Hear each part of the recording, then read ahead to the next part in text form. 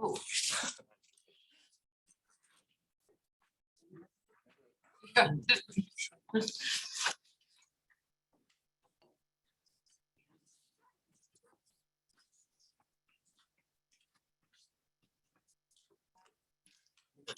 Make sure it doesn't else.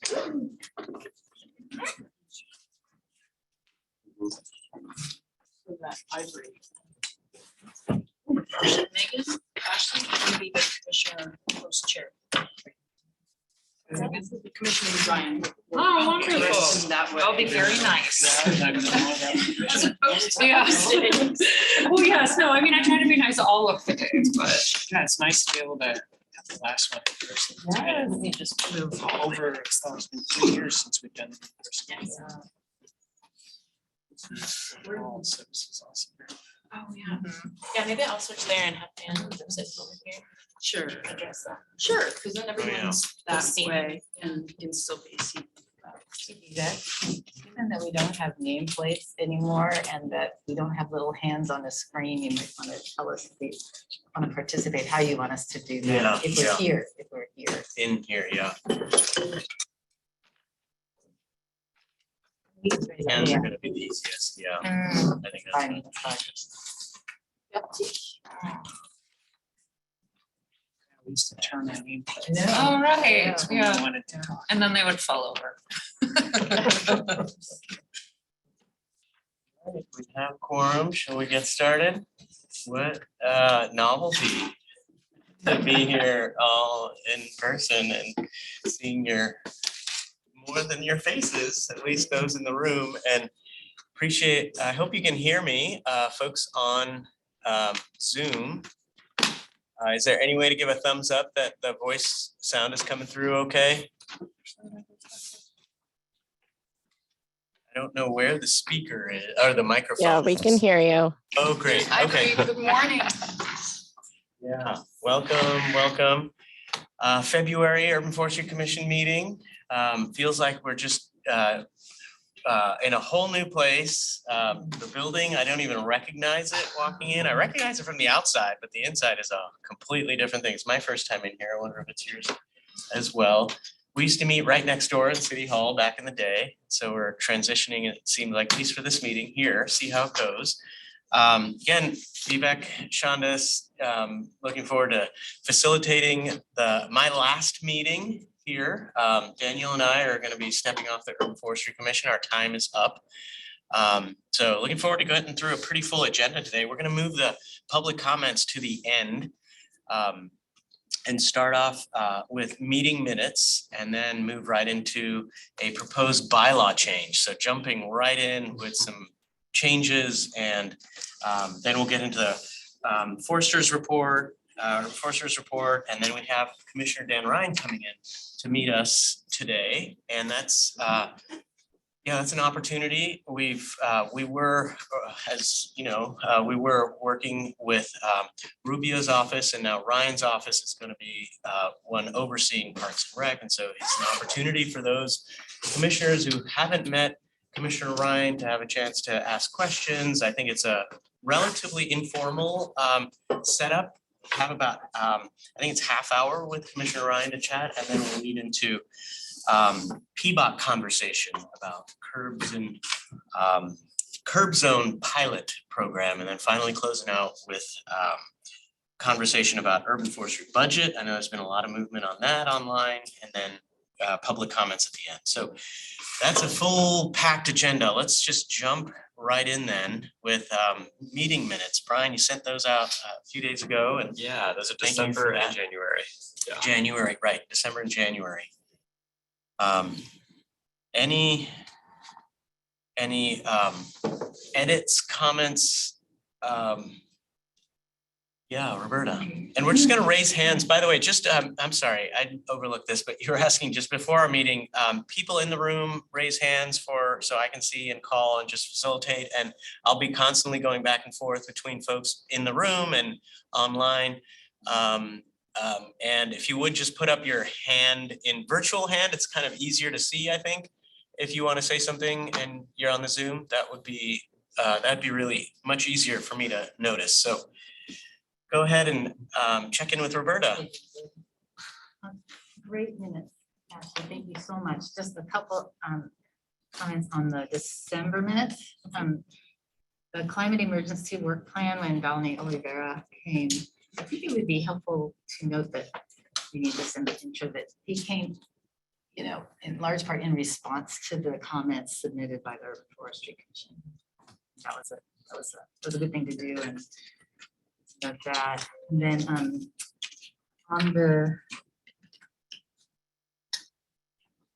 on point 6 under that discussion, several commissioners expressed the need, I'll take this off for talking, to prioritize the preservation of large trees. We said that the land use policies currently encourage infill development could lead to increased tree removal, and I think we need to say and loss of space for trees, because we were talking about that we're losing the space to not only preserve them but to plant new trees. And then finally, the second point under the urban forest management plan, it notes that I said that the bureaus need to be engaged throughout the project. I think at that point I also noted that they were not your typical stakeholder, that they need to have ownership of the plan because they'll be helping implement it. It's not just sort of. It's important to make that difference. That's it. Wonderful minutes. Thank you, Roberta. Yes. I move that we accept the edited December 2022 and edited 2023 January minutes and the December 2022 minutes with taking into account Roberta's suggestions. Okay, Second, we have motion on the floor, second. this is Adrienne, second. Okay, thanks, Adrienne. So I'll just call a vote then. All in favor, this is December minutes, right? December minutes. All in favor with corrections noted. Physical hand, virtual hand, both. Doesn't count as two if you raise both, just those online. All right. And any opposed? Okay. All right, so moved. Thank you. January minutes. Any corrections, edits, revisions? It's good. I'll move we accept January minutes as presented. Okay.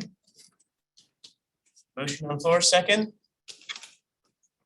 Second. Okay, thank you. We have a second. And call a vote. All in favor, virtual, physical hand. Right, once again. Right, any opposed? Any abstentions? Vivek, I don't know if you saw, Ivory made a Okay. comment that. Yeah, thank you. Oh, yeah, there's comments down there too. I need to open those up. Abstaining, yeah, thanks, Ivory. Got it noted.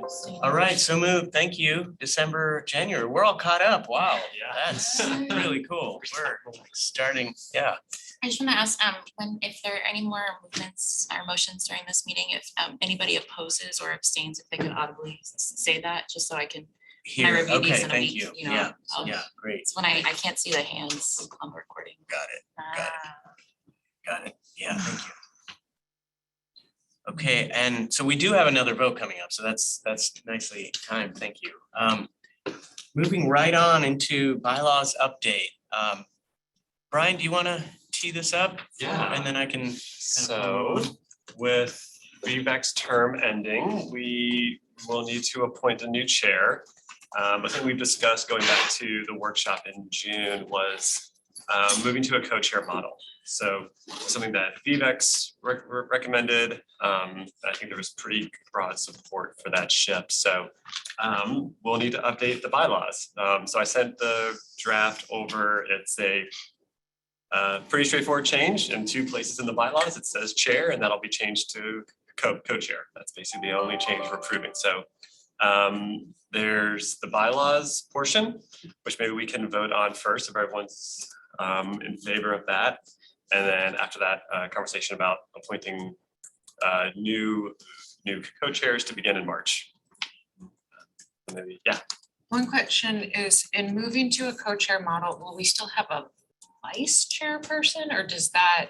Yeah, the bylaws did have a vice chair. We've never really Yeah. had a vice chair, so that's a good point. I think in what I sent around, I removed the vice chair as a role and made it just two co-chairs. Yeah. So, yeah, so we'd really be having just two co-chairs, no vice chair in this model. Yeah. Okay. Mhm. And we're kind of, we're just essentially leaving it up to the co-chairs to, work out the facilitation process. Yes, exactly. On their own. Yeah. Just a bylaw change, yeah. Any other discussion? Any concerns coming up for this? I'll say just my piece is, much of what I've noticed as chair is like, there's a timekeeping role, and so that's kind of it, and making sure everyone has, creating space for everyone to be able to say their part or participate in their way, and it's really kind of challenging to focus on the content. I've just found, even as multitasking as I can push myself to be, it's hard to go deep into the content while trying to make sure ding, ding, ding, ding, everything is like the space. So that tends, it almost feels like it's two roles in some way. And I don't know if there was a vice or if there was a co-chair, I feel like we could go back and forth a lot more. It's a lot more facile to go back and forth. And I suggest that as just my experience. And it seemed like it was favorable, at least at our retreat conversation. So any concerns about that or anything else coming up? I just have a question, like, let's just say something came up and one of the co-chairs wasn't able to do their duty, would it still allow for one person to be chair the way that it's written? Like with that flexibility to go back and forth? Attendance, in terms of attendance? Yeah, like would we have to rewrite them again to go back to Right. one? I don't think that's a great question. I don't think we'd have to rewrite them. I think it'd be okay for that role to be absent or just vacant at times. Okay, It just allows for it, I think. Yeah. I just think that flexibility is kind of helpful for. Mhm. Right. Yeah. Yeah, if I remember the language, I can't get on the internet right now, but if I remember the language, it was just setting up a co-chair model. There was nothing about if a chair is absent. It's kind of silent on all those things. Yeah. Yeah. So it's really up to the co-chairs to decide, like, I'm not gonna be here, or I'm gonna be here. Yeah, Okay. I think that's intentional too, because it Yeah. allows more flexibility for the co-chairs to then figure out what might work well. Exactly. Yeah. Um,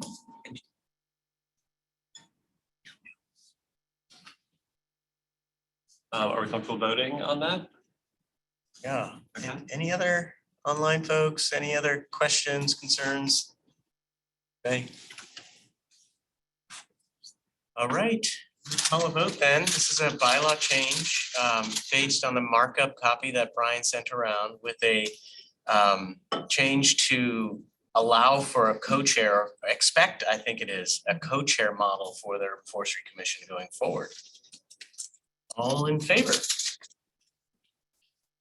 Can I just make one quick Oh, clarification? yeah. It does still say vice chair under the updated red version, so we may just want to make it an amendment to strike that Let's include that. within this. Oh, Sorry, thank you. just Oh, a yeah. technicality. I can just see it, I'm looking, because you made it I nice and don't- red, and I No, can I see think the that's vice right. chair. Good call. Thanks, Megan. Sorry. So, yeah, no, the motion then, I mean, in a sense, I've called, but motion is for a co-chair model and amendment to strike the vice chair. As that's on the table now then. Okay, so that's the motion, call a vote, all in favor, virtual, physical hand. Okay, I see you online, I see unanimous vote, okay. Thank you. Nobody's abstaining, I don't see, yep, we're good. Thanks, that's great.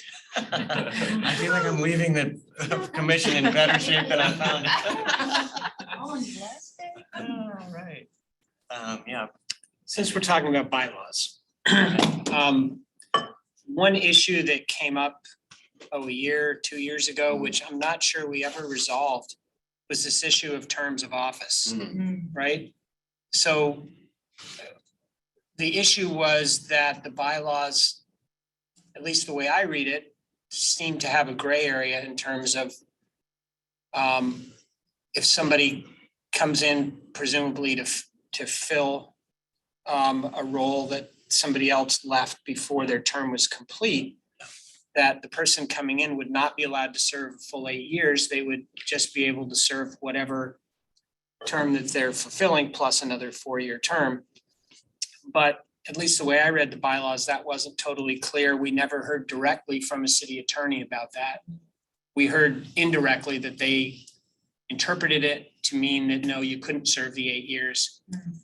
But at some point, I think it would be helpful to really get clarity and maybe even make the bylaws so that it just says you can serve 8 years and doesn't really matter whether or not somebody leaves in the middle or not.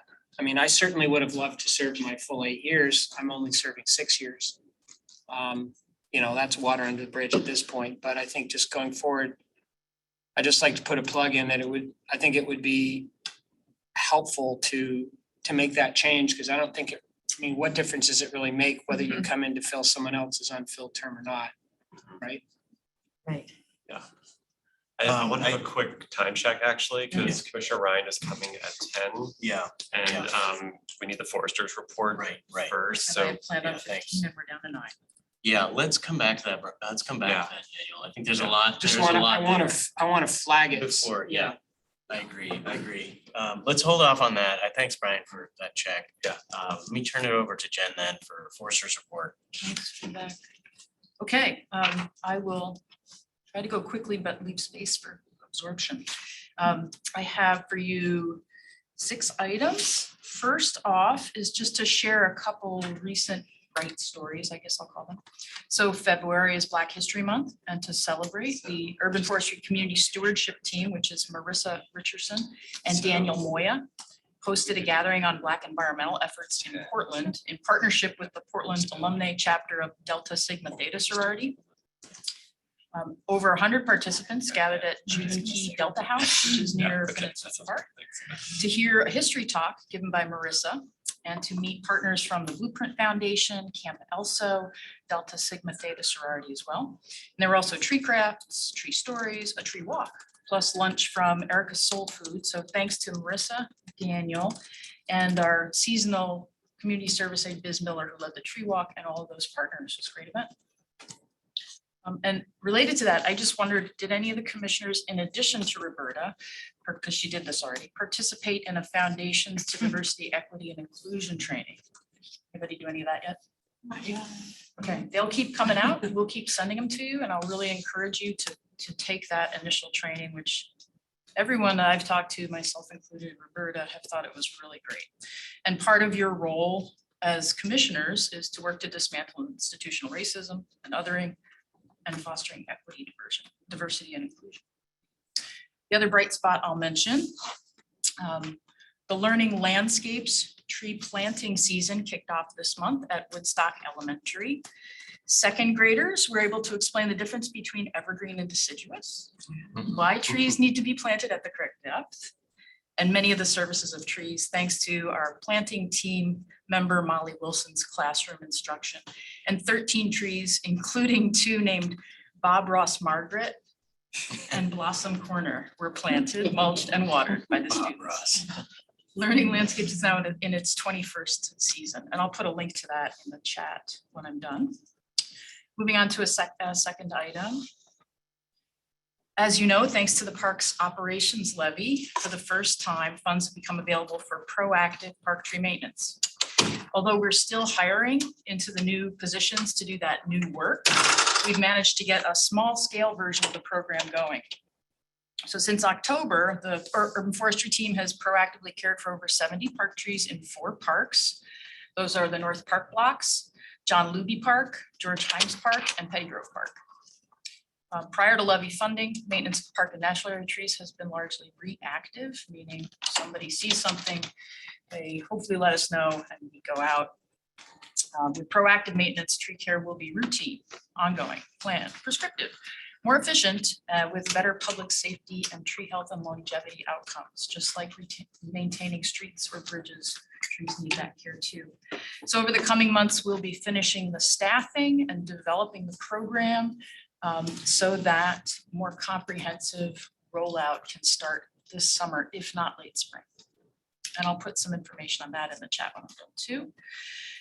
Moving on to another one, this is about Title 11. Some of you may remember the phrase large tree stopgap amendment. Ring any bells? Oh, yeah. Oh, yeah. It's back. I'll put the link to that section of code in the chat too. This expires in 2024, which in city code time is very right around the corner. So we reached out to the Bureau of Development Services to ask for them to work with us on making that amendment permanent, not having a sunset date again. So this part of the code is Bureau of Development Services to lead. It is about private property development. And the upshot of that large tree stopgap amendment is that if it sunsets, there will be significantly less incentive to retain large trees in private property development. Right now, there's a threshold of 20 inches or greater diameter breast height. 20 inches, probably about this big. To retain those trees and on higher mitigation payments as trees go larger than that. The original code did not provide for any real distinction or that much of a distinction or disincentive to removal, incentive to retain. So it would revert to that. On to a fourth item, about halfway. For over a year and spurred in part by the houselessness issue, the city, led by City Hall, has been working on a process to speed up permitting for development of private property. This is related to the tidbit I gave you right before this. This has been mentioned in previous commission meetings. I wanted to give you an update on that process. An executive manager position has been created to spearhead that effort and work with the BDS director. And Kurt Kruger is that executive manager. Formerly, Kurt was a Bureau of Transportation manager overseeing Bureau of Transportation permitting for private property development. To be clear, private property development, that's on the property, but it usually includes the adjacent right-of-way and requirements and impacts there. So things like sidewalks, utilities, street trees, sewer, potable water connections and management, those sorts of things. Other current activities in the project, which is now called the Permitting Improvement Task Team, or PIT, include reviewing reporting structures and possibly relocating the Infrastructure Bureau's development permitting staff under Kurt. So that would include urban forestry's tree inspectors who work on private property development and perhaps some supervisor manager types too. Today, a survey is going out from the Bureau of Development Services asking what regulatory changes would make the most difference to increase property development permitting speed. That survey is going to organizations like the Home Builders Association and the Development Advisory Committee. They're being asked to distribute it to their members. The survey is focused on middle and multi-dwelling projects, not single family. And will get sent directly to housing developers, Portland Housing Bureau, Prosper Portland, and the city staff involved in private property development permitting.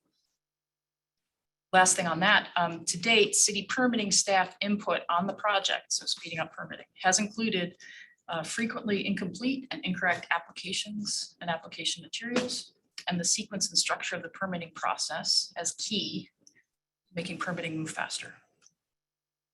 2 more items, how are we doing? 1 minute. Yeah, actually, I have a quick update. Commissioner Ryan's delayed. He'll be coming at 10:30 now. Oh, So I'm thinking we can finish the report and then maybe address some of the items that were planned for the end of the meeting, move them up. that sounds good. Yeah. Thank you. Great. Well, I don't know if it's great, but it helps with the report. So 2 more things. Next item is about Portland Clean Energy Fund, PSEF. I've been giving you updates on that. As you know, for the last several weeks, PSEF's focus has included engaging with stakeholders and the public to inform development of a draft program model for the brand new Equitable Tree Canopy Program. The draft program model is expected out this week for public comment. The PSEF Advisory Committee will be reviewing that draft and giving input on it. There will be a public virtual listening session on February 23rd, and comments can be submitted until March 2nd. I'll put the links for that in the chat for y'all. And Roberta attended one of the recent stakeholder roundtables about the program model. And thank you, Roberta, for briefly sharing your observations from the roundtable. Yeah, it was interesting. It was last week. Was it last week? The week before. I will say quickly that I'd say that it was a very thoughtful group of people, really thoughtful group of people representing a lot of different interests and fields relating to trees in the urban forest.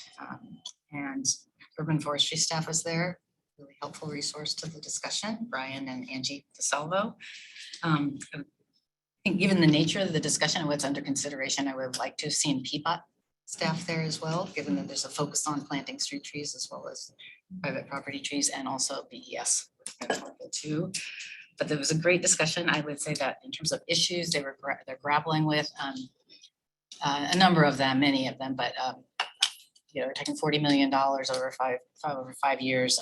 There's a focus on planting trees. There was discussion about the ratio of trees to be planted on private property versus street or public trees. The proposal is heavy on the private property tree side, which I think was a surprise to some of folks, including myself. And there was discussion about how that kind of investment in assets that the public trees and street trees might be easier to protect, manage, and so forth. We need trees on private property as well, but that's sort of that ratio is under discussion. The other thing was it's pointed out by a number of folks that the lack of maintenance, public maintenance of street trees is a barrier to people wanting to plant them, and that we need to be addressing that part of the asset management if we're going to be talking about planting thousands of trees in the next 5 years. And so PSEF staff is reluctant to take that on. I feel like the street tree maintenance issue is on the radar, but it feels like a big citywide issue and is being discussed in other arenas. There was a push by some to say, can we pilot something? Can we look into maybe ways of jumpstarting that? And then the last thing that caught my attention was, the proposals to plant thousands of trees over 5 years, both private and public. There was questions about the feasibility of that from several members. And one person pointed out that the sheer magnitude of planting those trees will require volunteers. It will require volunteers to be mobilized and engaged in doing that. There was another point made by one of the landscape firm people that it begs the question, a big focus of PSEF is workforce development and getting people trained up and ready for jobs, professionals in the field that can work for a living wage. And so the balance of sort of volunteer and workforce development is in question here. And that person pointed out that there are a lot of, kind of the tree planting business community said we could scale up very quickly to do this if the money is available. So I thought that was an interesting, point being made about that. Were you there, Lee? Nodding. Okay. I just wanted to- if you were, I wanted to hear. Okay. So anyway, those are kind of the things that jumped out. That it's a balancing act. Thank you. And thank you, Roberta. I asked Roberta, a lot of times I don't have time to do my report till the night before, so she prepared all that last night. And you were consent. I'm going to cover 2 more items, and then if there's questions or things on any of those things, we can come back. The next one, I added one just now because of street tree maintenance.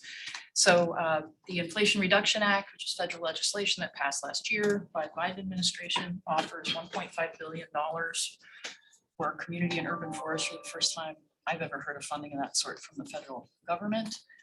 And proposals for that applications from states in the United States are due at the end of this month. So City of Portland has submitted a proposal, and it includes funding for a pilot street tree maintenance program. That funding under the IRA, if we receive it, would last up to 10 years. And we also proposed for other things broadly around tree maintenance and tree planting. That was a city effort, not just Parks and Urban Forestry, and I'm very happy to say that.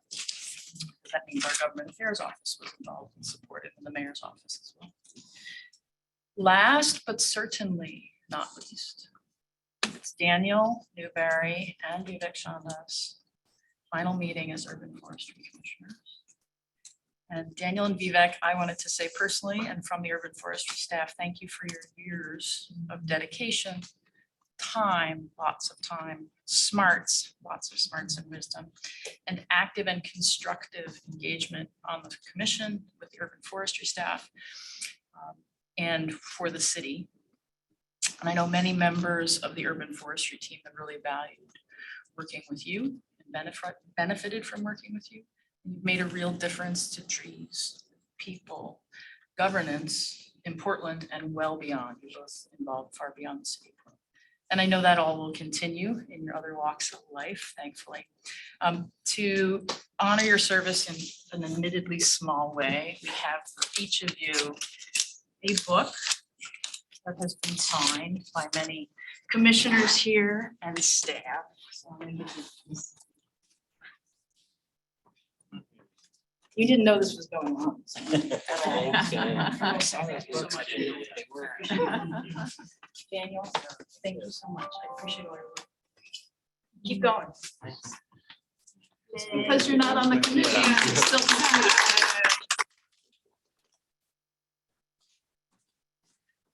Do without all of you, that's for sure. True. Takes a team. Yeah. That's the end of my stuff. Anyone has any questions? There was a lot in there. PSEF, HIT, permitting improvement task team. Stopgap amendment, proactive tree maintenance, and then some community engagement things. I will put all those links in the chat. Yeah. Question Yeah. about the proposal that the city is sending in for the Inflation Reduction Act. You know, one issue that I've seen that's come up with this idea of trying to do pilot programs with street tree maintenance is that if the law doesn't change that transfers the responsibility, are people going to want to, you know, are they going to support having trees planted right outside their house if they know that they still have to bear financial responsibility? So I'm wondering if the proposal that the city is sending in includes trying to get the city to make a code change to make that responsibility happen. I mean, I've just, you know, I've seen quite a few indications that make me believe that this isn't really going to succeed until we can get that code change in the city, you know, whether it, you know, it's some of these opt-out programs that Parks is trying or some of these other things. I think things would go much more smoothly if the city, if part of the proposal was to get the city to make that change. And I know that's a big lift for city council commissioners, yeah. So Daniel, our approach to this, informed by a lot of work with elected officials, is that until there's money available, it's a non-starter. And so that's why the Sustainable Future Project is actively pursuing ongoing, not pilot funding. We're taking this opportunity with the IRA to hopefully demonstrate, because the mayor has said in the past, do a pilot. It needs convincing to show that it's worth the city's investment. And so I see the code change as, of course, that would need to happen, but the biggest hurdle first is the funding.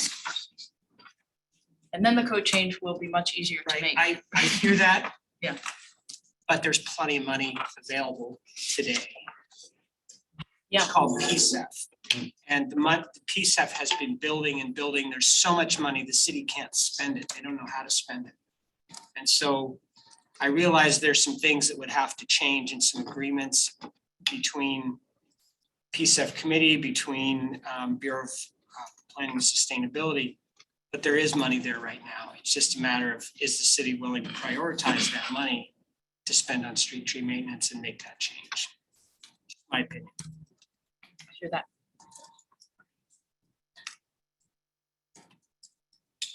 Great. Any other questions? Yeah. One more quick follow-up, 10 on the submittal of that proposal. Yeah. For the inflation protection.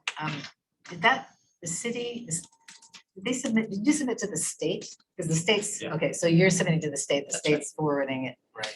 And the state's agreed to Well- forward that as part of their package. The state considers what proposals it has received Okay. from across the state.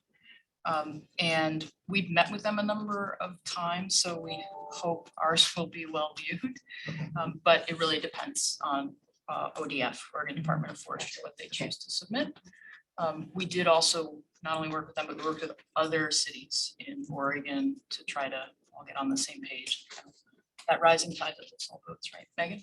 Yeah, and I think with ODF, I think from a different perspective, I think we'll know a lot more soon because they only are submitting like a 5-page proposal. Yeah, So that's it's very gonna be very basic, and I think once that goes through, a lot more information will come forward about what it is, but they're not like submitting like 100-page proposal with everything, so I think it's gonna be a very succinct proposal, and they're trying to get funding for the entirety of the state through it, and I think that once that goes forward, because all these states are gonna be submitting, and then after that, I think there'll be a lot more flexibility to define what's happening moving forward.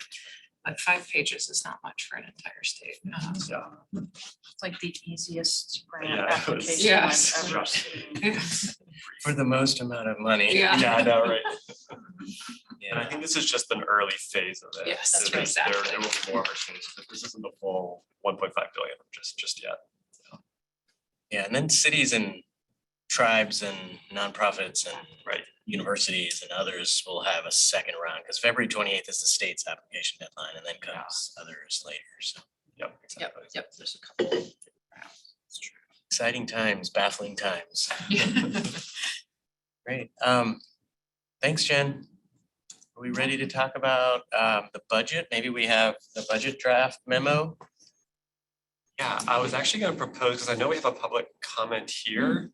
And so that was Okay. originally gonna be the end of the meeting, Oh, but okay. I'm just thinking to be respectful, Victoria, of your time. You want to provide your public comment now? Or we could.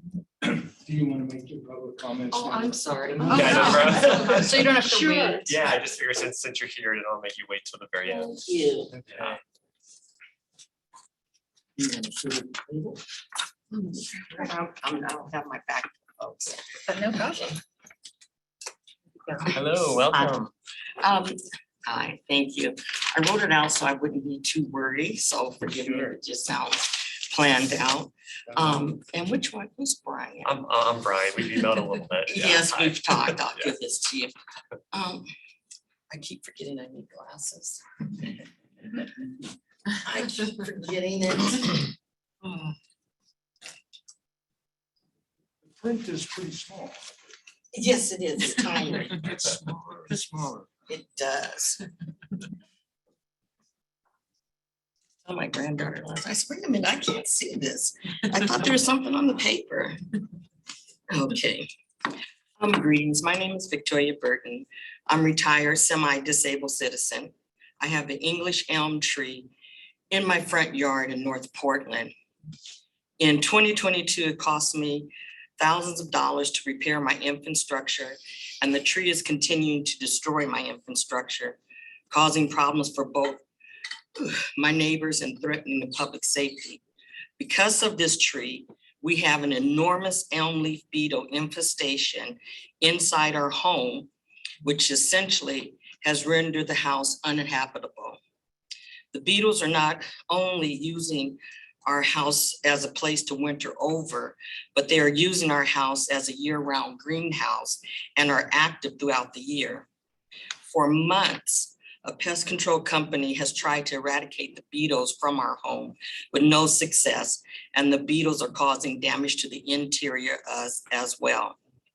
Come this spring, the adult beetles will become extremely active, laying eggs and eating the leaves, nesting, breeding inside and outside our home.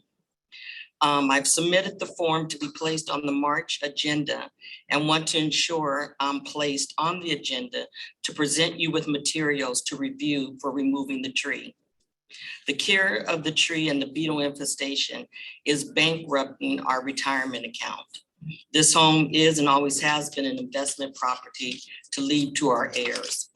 Since July of 2022, we have been forced to pay the mortgage and related expenses for the home, costing us thus far over $14,000 with no end in sight.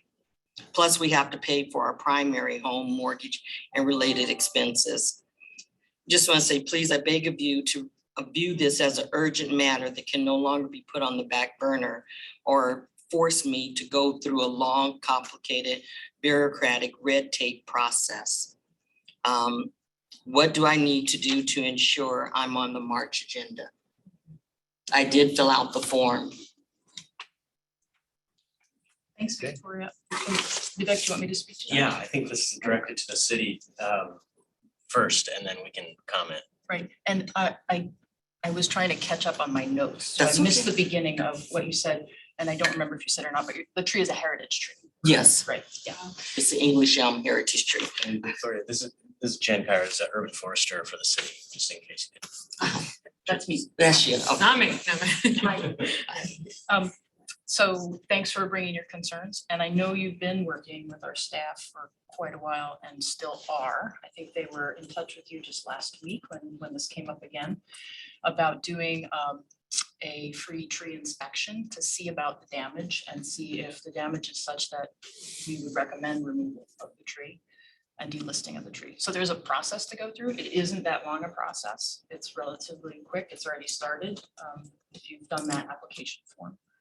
And I know also, whether this matters or not, because it'll be in the summer, that there was a permit issued, I can't remember what arborist company you're working with, but a permit issued for treatment for the beetles, which is really common with elm trees. And there are treatments that will remove them.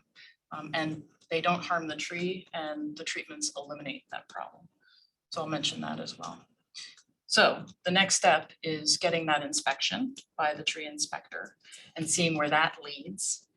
And then if you wanted to have regardless of the outcome of that inspection, if you want the tree removed, the process is that you would apply for it to be removed, and it would come, one of the steps is it would come to a hearing before this group, and then get brought to city council for their decision. Okay, I have a tree inspection scheduled for tomorrow. Great. 11:30. And then in terms of me asking for it to be removed, I'm kind of lost in that process. Do I present the information on the March agenda, or is it set aside for a different time? The next step is tomorrow with that inspection, talk with the tree inspector about what they're finding and what the next steps would be. Because they'll tell you all the specifics of what comes next and how to do that. We can fit it on the March agenda if it's at that point. I think we can. We can, yeah, Yeah. we can. Okay, because if he, Jesse, is his name, and Yep. he goes by he, Yep. completes the inspection, that's about 4-week time, that's about a month's time. Doesn't that give them enough time to present the recommendation to the board so that we're ready to discuss it It could. March? It could. It depends on what Jesse finds there. Like there are simpler inspections and there are more complex inspections. For example, if there's an infrastructure concern, the roots of the tree are hitting something and you're concerned about that. Often the next step is for the tree inspector to say, I see that's happening here. That has to get uncovered, and really a structural engineer has to look at what is that situation, because we're not structural engineers, we just do the tree part. But I don't know if that's an example. I don't know if that's what'll be found. That's why I say tomorrow when Jesse Nellis comes and looks at it, that's things for you to talk with him about. Because that is happening. Where I get kind of confused with it is that I've been trying to talk with the Urban Forestry Department since August. And generally what I get is emails back. When I talked about the infrastructure being damaged, the beetle infestation, in order to get anyone to respond, I had to call the emergency hotline 3 times. Yeah. And because no one answers at the Urban Forestry, they'll get back to you. And then and I'm not a tree expert or arborist or anything. I didn't know what the heck was going on. So I called around different arborists, and the arborist said, well, you either have one or 2 things, Dutch elm disease, or you may have elm leaf beetle. So when I talked to the forestry department and finally got through and said, I may have elm leaf, Dutch elm, immediately they came out, and I had asked to be present when they came, but they didn't notify me. But they immediately went out and then came back and then called and said, it's not Dutch elm disease. Here's an email. Here's a list of some arborists and contact a pest control person. To be able to talk to a pest control person. And that process has been really overwhelming. And when I say that, I just give you an example of it. What I found out, through this, and it's taken me this long time, was that there's only certain arborists in Portland that can actually treat the tree, right? So I'm calling all these different arborists and talking to all these different arborists, and they're referring me around to go talk to an arborist. I had one arborist tell me, and this was in August, it was gonna cost $1,600 to do an injection, which later, by the grace of God, found out that was the wrong time of the year to do an injection, right? Have to do it in the spring, but they were gonna do that and charge me. I had another arborist say that it's gonna, and it would cost like $500 to do it in the spring. And then the forestry department sent me a list of approved chemicals. And he was so enraged by it and said that he felt that the chemicals were spray agent and that it would violate city, state, and federal laws, and that their company would be sued because of where this tree is. So he backed out. Had another one say it's gonna be $500. Then he came out and said, went back to the office and sent me a bid, and it doubled. It was $1,100. And I said, why did it double? He said, oh, it was a clerical error. So I'm not even, so that's bad. And then finding someone to treat the elm leaf beetles, there's only certain pest control companies that will do it because they fly. And so the problem that I'm having with the forestry department, all of it, although when I talk with people or I get an email, you seem that you want to be helpful, but I'm talking to too many people. And I'm getting too much information, and I'm not getting the same information. And I've asked repeatedly, is there one person or a couple of people that I can talk to that can help me understand this process? And I mean, it's all familiar, to you and to everyone here, and you understand the process. I don't. And I don't get in, and I am not able to talk directly with anyone to help me go through this process. Now, I don't know if you're saying Jesse's gonna be that person? Is Jesse gonna be the person that's gonna walk me through this process? From this point forward, yes. And I've listened to everything you said, Victoria. I also have a lot of notes from our database about your interactions with us. And I'm sorry that this has been really challenging for you. When it comes to private property and street trees, under the city's regulations, those are the responsibility of the adjacent property owner. So there's some things we can do for that, and there's some things we can't. When it comes to, and that's similar to like if the roof on a house is damaged, that's not the city's role. If it's private property, it's the property owner's role. The trees are similar to that, comparable. When it comes to pest applications, the list that was sent out is that list approved by the city that is the least toxic, that has the least side effects to other species, trees, what have you, from the integrated pest management program. And that's something that our team reviews and got to you. And I know that dating back to, let's see, this is August 23rd of 2022, August 25th, August 29th, September 30th of 2022, November 1st, November 10th, November 28th. These are all conversations and emails between my team and yours. And they're primarily Nick Desai, our Heritage Tree Program Manager, Natasha Lepi, who is our Dutch elm disease lead. Yep. And also Dan Gleason, who I think you've talked to a number of times. He's one of the Heritage Tree Inspectors. He's really busy right now, and we only have so many staff, so that's why Jesse's taking over, but he has all the records and talks with Dan as well. So from this point forward, it'll be Jesse who will assess the tree, communicate with you about what he's seeing and what the next steps might be. The next steps really depend on what the situation with the tree is. Without somebody qualified, like a tree inspector, looking at it. We can't know what the next steps will be, but we will try to move it as quickly as we can for you, and we always do. And the reason we don't answer the phone every time is we don't have enough staff to do that. That's why you get a mailbox, but we do call people back within 3 days, and I am seeing that we have done that in every case. Yeah, you are calling back, but it's too many people calling back. For instance, when I finally got through to the emergency line, Natasha, I talked to her, she said that I thought she was gonna come out. I asked, can you give me a 30-minute notification so I can meet you there to kind of discuss what's going on? Because I'm frantic. We had tried everything we could, and then we go to the house and we're finding 50 to 100 bugs per day inside. Yeah. So I really wanted to talk with someone to help me understand this. They went out, she didn't respond to me. She called me, she said, it's not Dutch Elm. Then there was a supervisor by the name of Nancy who called. We don't have a Nancy. Natasha will know who it is because she passed on the information to this person who said they were the supervisor, and she said she could see the yellow caution paint that we had painted because of the trip hazards the roots were causing.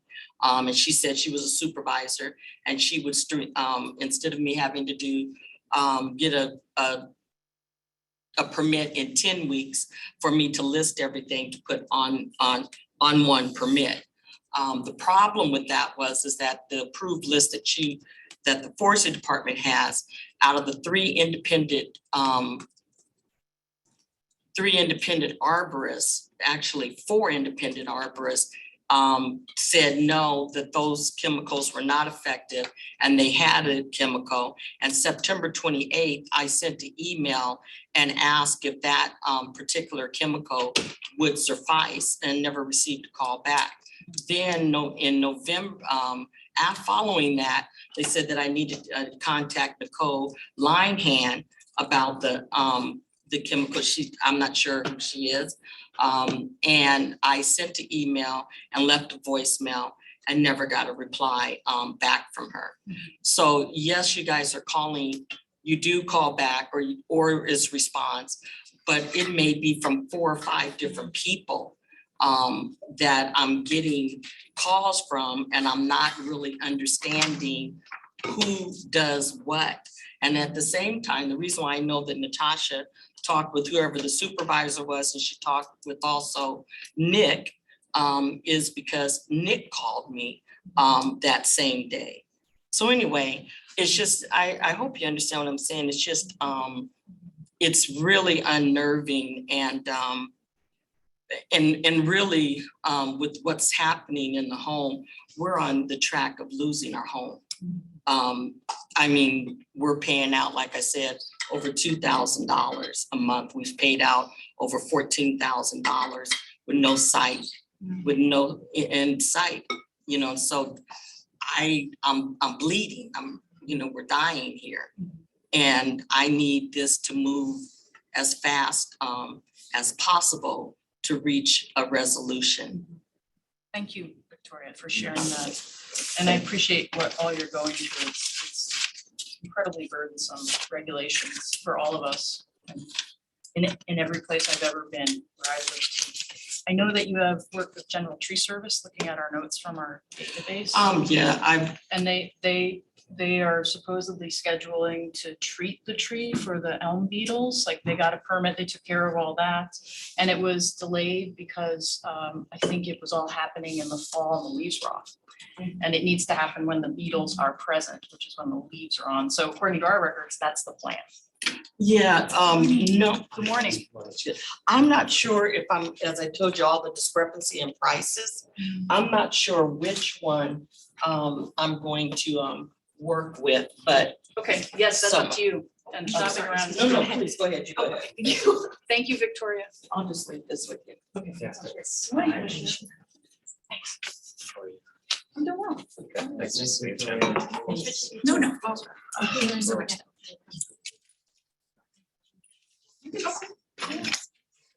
Just a quick closing the public comment period, and looks like we're gonna open it back up again at the end. but I mean, guess there's not really time for us to check in on that. We can come back to it at the end. If there's any comments and thoughts that commissioners wish to share. You're saying save it. Save it, yeah, save it for, yeah, we have Commissioner Ryan here, so I think We'll we'll circle do- back to this. Yeah, we can circle back to this. You don't have to stay, but we're gonna talk about this more after we're done. What's that, Roberta? Oh, what you I got? think we're gonna circle back to this at the end, since Sounds we have great. Commissioner Ryan here. Thank you for coming.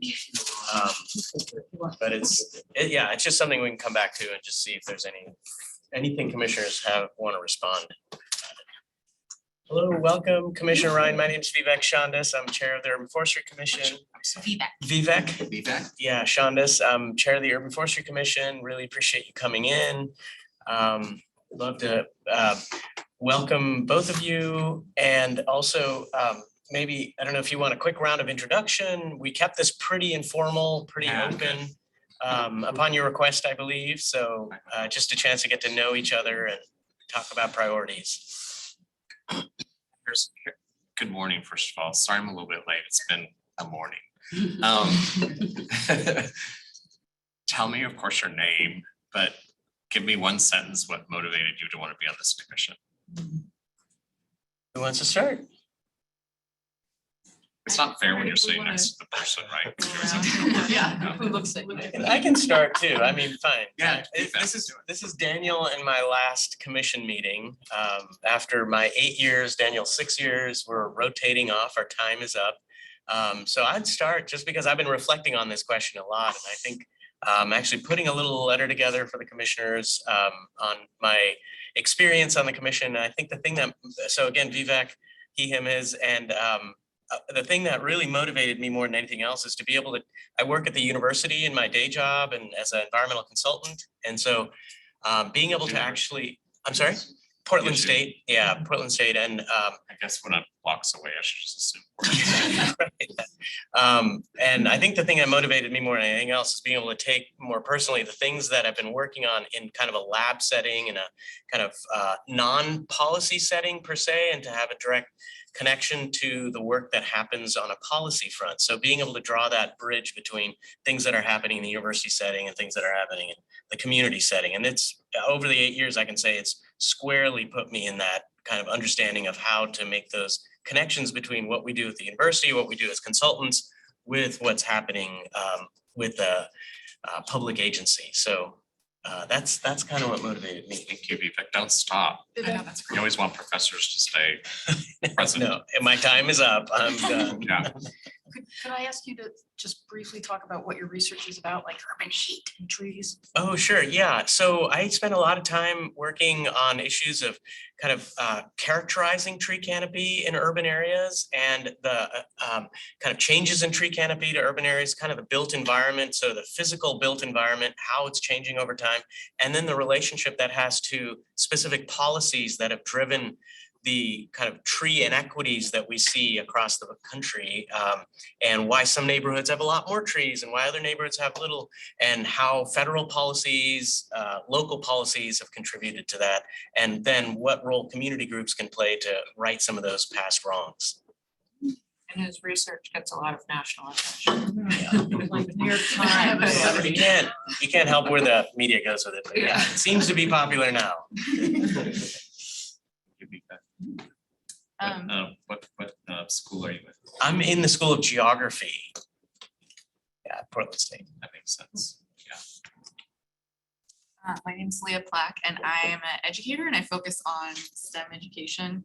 And I'm actually, a lot of why I'm here is because of Vivek's research, because it was so fascinating when I first read it. I have large trees in my backyard. I appreciate them every day, and realizing, oh, that's a real privilege, and not, all Portlanders don't have access to that kind of green space.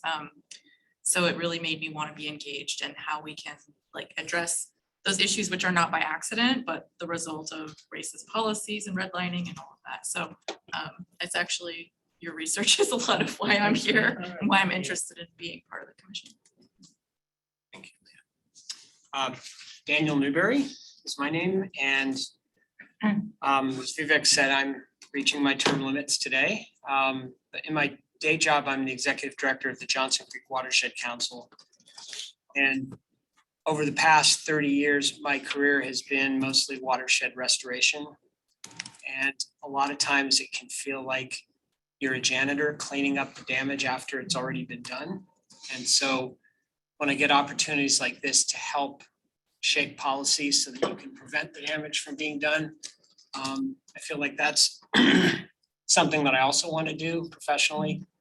And I feel like we have had an opportunity to really weigh in on a lot of policies here. I think there's a lot of work that we still need to do. But the nice thing is, I feel like, you know, we know what the issues are, we know how to do it. I think a lot of it's just getting enough of a coalition, both in the community and on the city council to move forward with it. I'm sure you're gonna hear about this a lot from folks here, but you know, one of the big issues that addresses climate issues and addresses equity really has to do with how we deal with our street trees.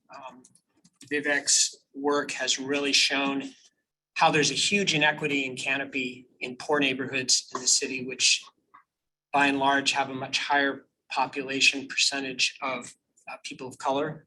And so that's an issue we've all been trying to work on. I think we recognize that having the city take over the responsibility of planning and maintenance of street trees will help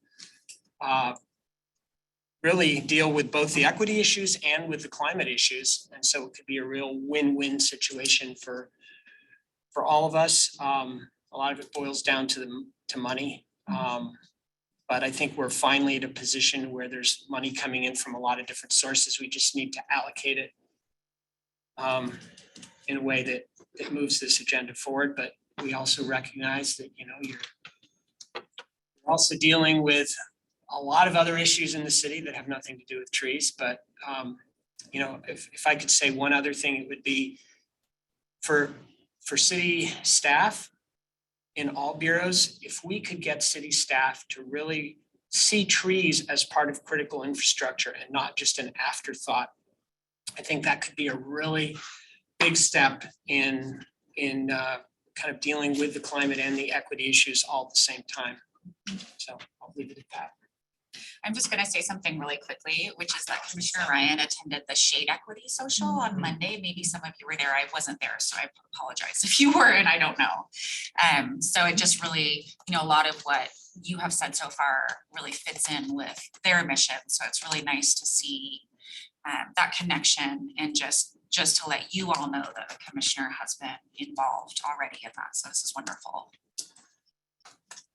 Good to hear.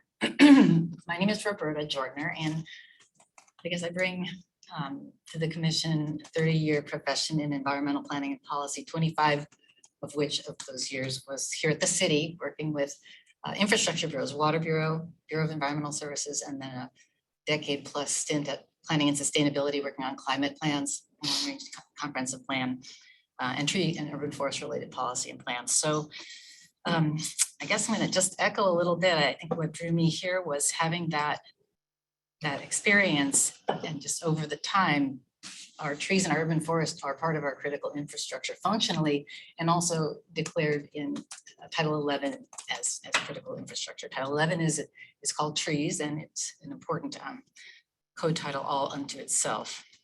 And so, you know, trees are currently part of our stormwater management system, part of our wastewater management system in helping reduce combined sewer overflow, part of our park system infrastructure, and so forth. So all of the bureaus are involved, and I know that, I guess, just to augment, there's the resolution to transform city government and align services calls for integration of nature, urban forest, and green infrastructure, which is great. What I would say though is that because trees are so integral to all of those infrastructure components, the gray infrastructure, as well as the green, those can't really be separated. They need to be integrated as well. And so all of the bureaus need to have and own their role in. I do hear you. Yeah, and in fact, later today, we're gonna have a presentation. Only from reason I'm DEPA. doing this is because I just want to hear from everybody, and I know I'm going to be told I have to leave in like 10 minutes. Okay. Okay, so thank you. Thank But you. you've got it, like, get to the heart of the matter. Thank you so much, Roberta. I'm Bruce Nelson. I'm a retired horticulture instructor. And before that worked for a tree care company for a number of years. I'm here because I'm retired. I have time, and thanks to Social Security and my PERS retirement money, I am basically receiving income to do work that needs to be done. And so I've chosen to put that energy,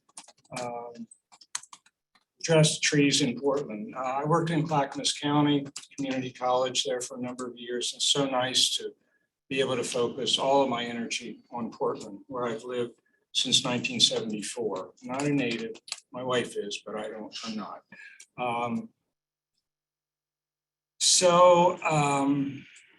It's frustrating, it's energizing, it's inspirational, and it's exhausting. To pick a day, see how it's going. And the challenge, I guess for me personally, is how to, I believe our urban forest is dependent upon the goodwill and support of the citizens and the engagement of the citizens. And so I want to do whatever I can to make sure people have the opportunity to participate, to plant, to prune in trees that they're able to, and love trees that they're able to. Anyway, that's what I do. My body's wearing down, but I have my good days. So I appreciate that both of you will be working with Parks and Recreation. There'll be lots of challenges, but we hope that our repeated cries for trees as infrastructure, you hear, and that it's addressed adequately. So thank you. Hi, my name is Megan Vandemark. I use she, her pronouns. I will strive to be succinct because I know we have 3 more commissioners. In my day job, I'm the Deputy Director at Friends of Trees, and I think I'm on the commission because I work for a community tree planting organization, but in that experience, I've learned a lot about the barriers to why people don't plant trees. And I think about that all the time, right? And benefits become burden for community members. Financially, we got to listen to Victoria talk about that, right? Why are we gonna hammer you endlessly about the need for street tree maintenance? Because if we care about equity, we have to care about the city taking over street tree maintenance. Otherwise, we may be gifting people a financial burden. And so I am here because policy informs our success and what we're trying to do. So we're gonna keep telling you street tree maintenance, and you're gonna hear it, and you're gonna hear it more. Let me move to, we have 3 folks, Oh, the Melinda, restaurant. Adrian, and Ivory.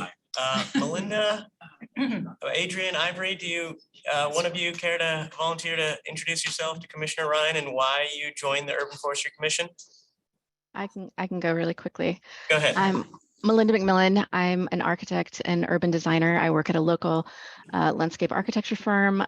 My passion is getting people into public spaces, green spaces, designing healthy cities. And of course, I love Portland. And so I am most interested in how the public uses our public spaces, the health of city streets, which of course includes healthy street trees, and the inequity of canopy as well is one of my big focuses personally and professionally.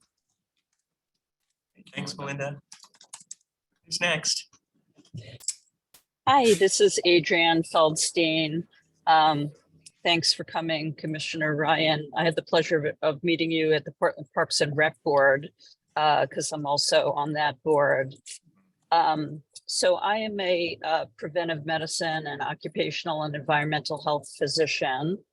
And I joined the Urban Forestry Commission, and there's a lot of overlap in the reasons why I also joined the Parks Board, because I have a passion and have really spent my career working on trying to promote healthy behaviors and healthy environments for the general population and for the workers.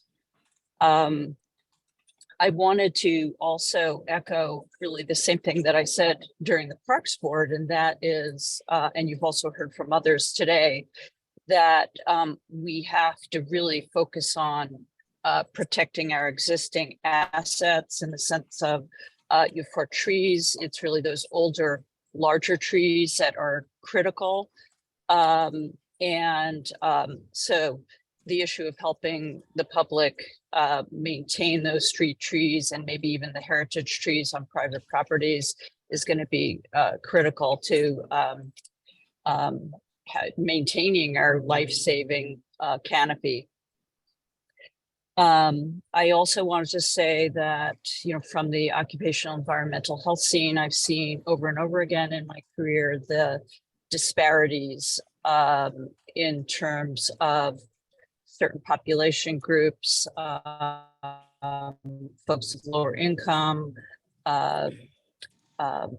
peoples of color, different.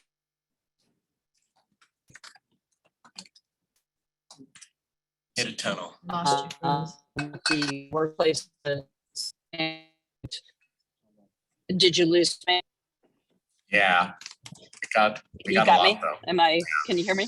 Yeah, Oh, okay, breaking up great. a little bit. Okay, great. Okay, sorry, I'm in a car heading on a cross-country trip, so I apologize. I'm not driving though. Thanks, Adrian. And yeah, okay, thank you. Thank you. All right. I agree.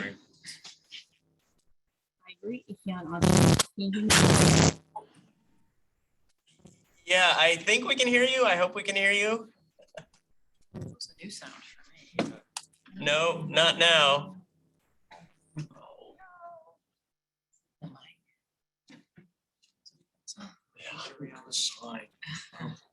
Nope. Sorry. It looks like Sometimes you're if you talking, just but we don't hear you. leave and come back into the meeting, that can fix it.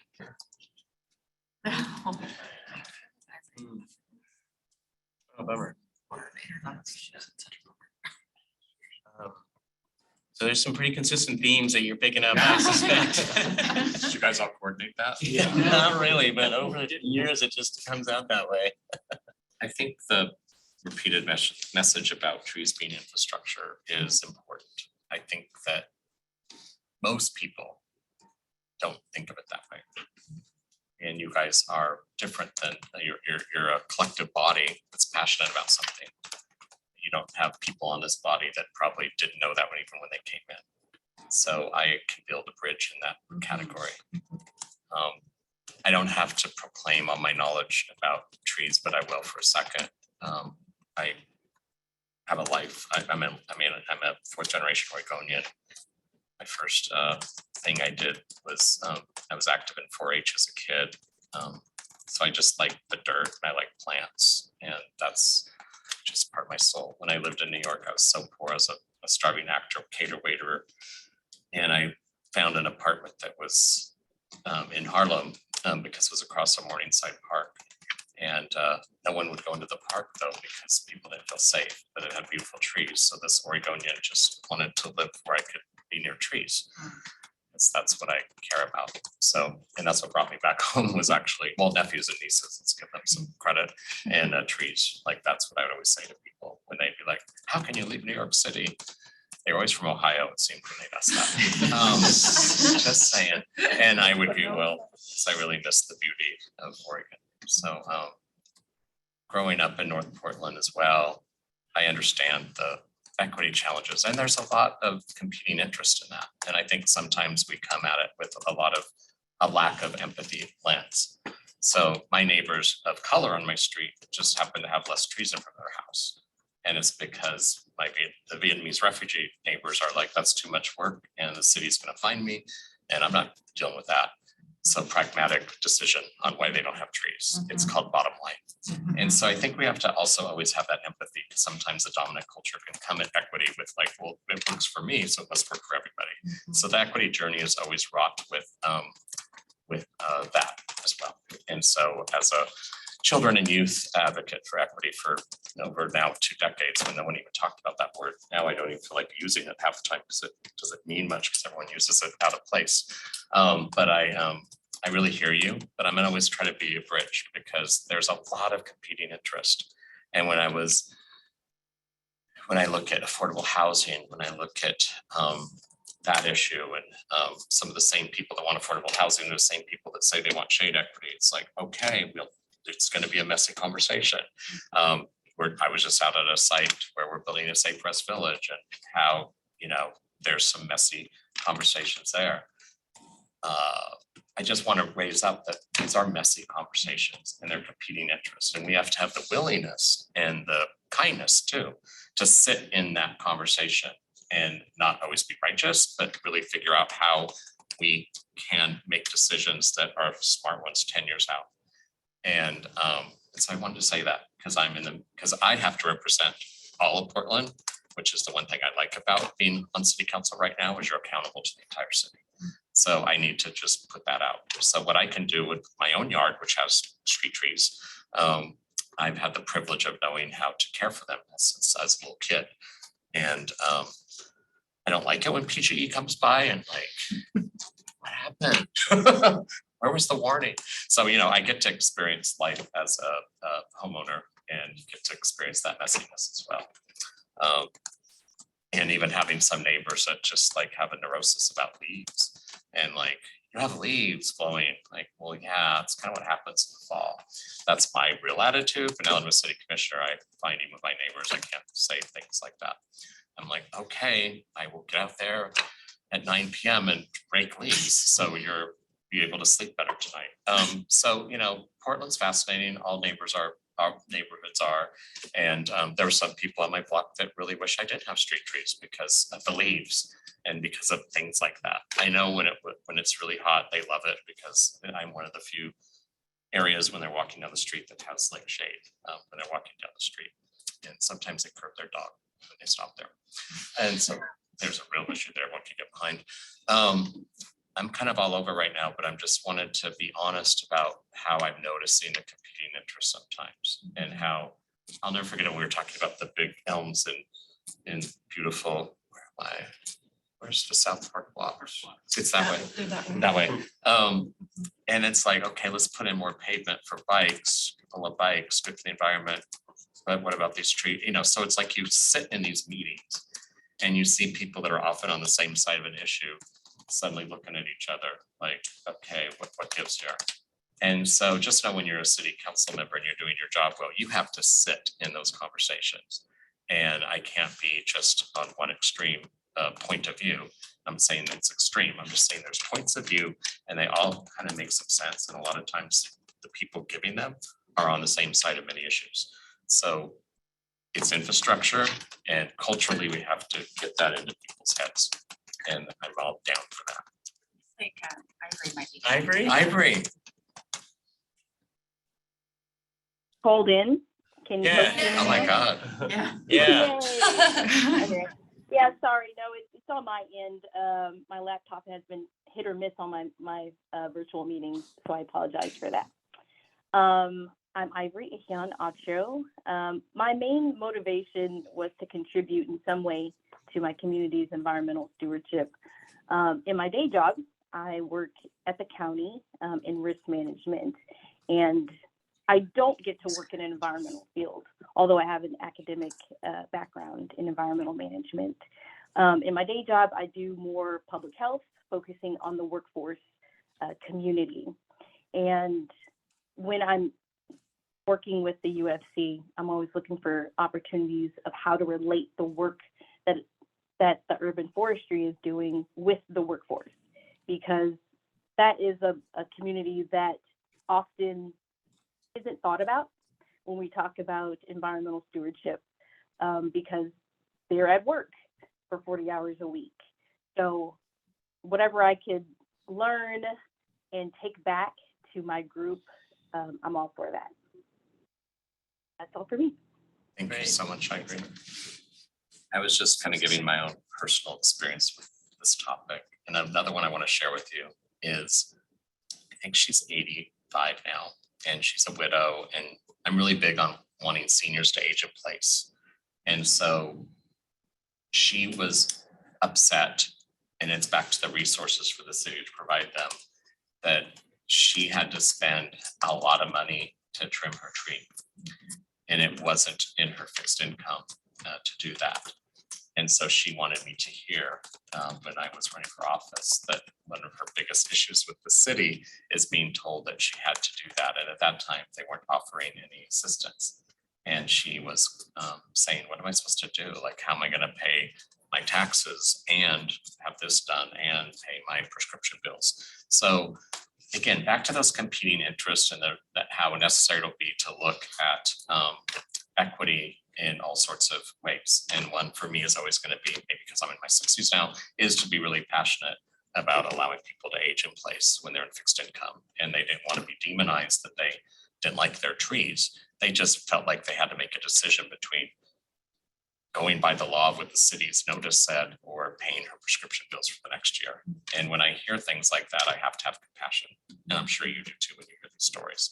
So those are the challenges that we have. And together we can be humble and kind and thoughtful to listen to all of them and figure out how we can improve the big picture results, which is more infrastructure of trees, more shade equity, and recognize that I know there's trees that I think first time I met you, I'm like, okay, my maples seem to need a lot more water than they used to because of the heat in the summer.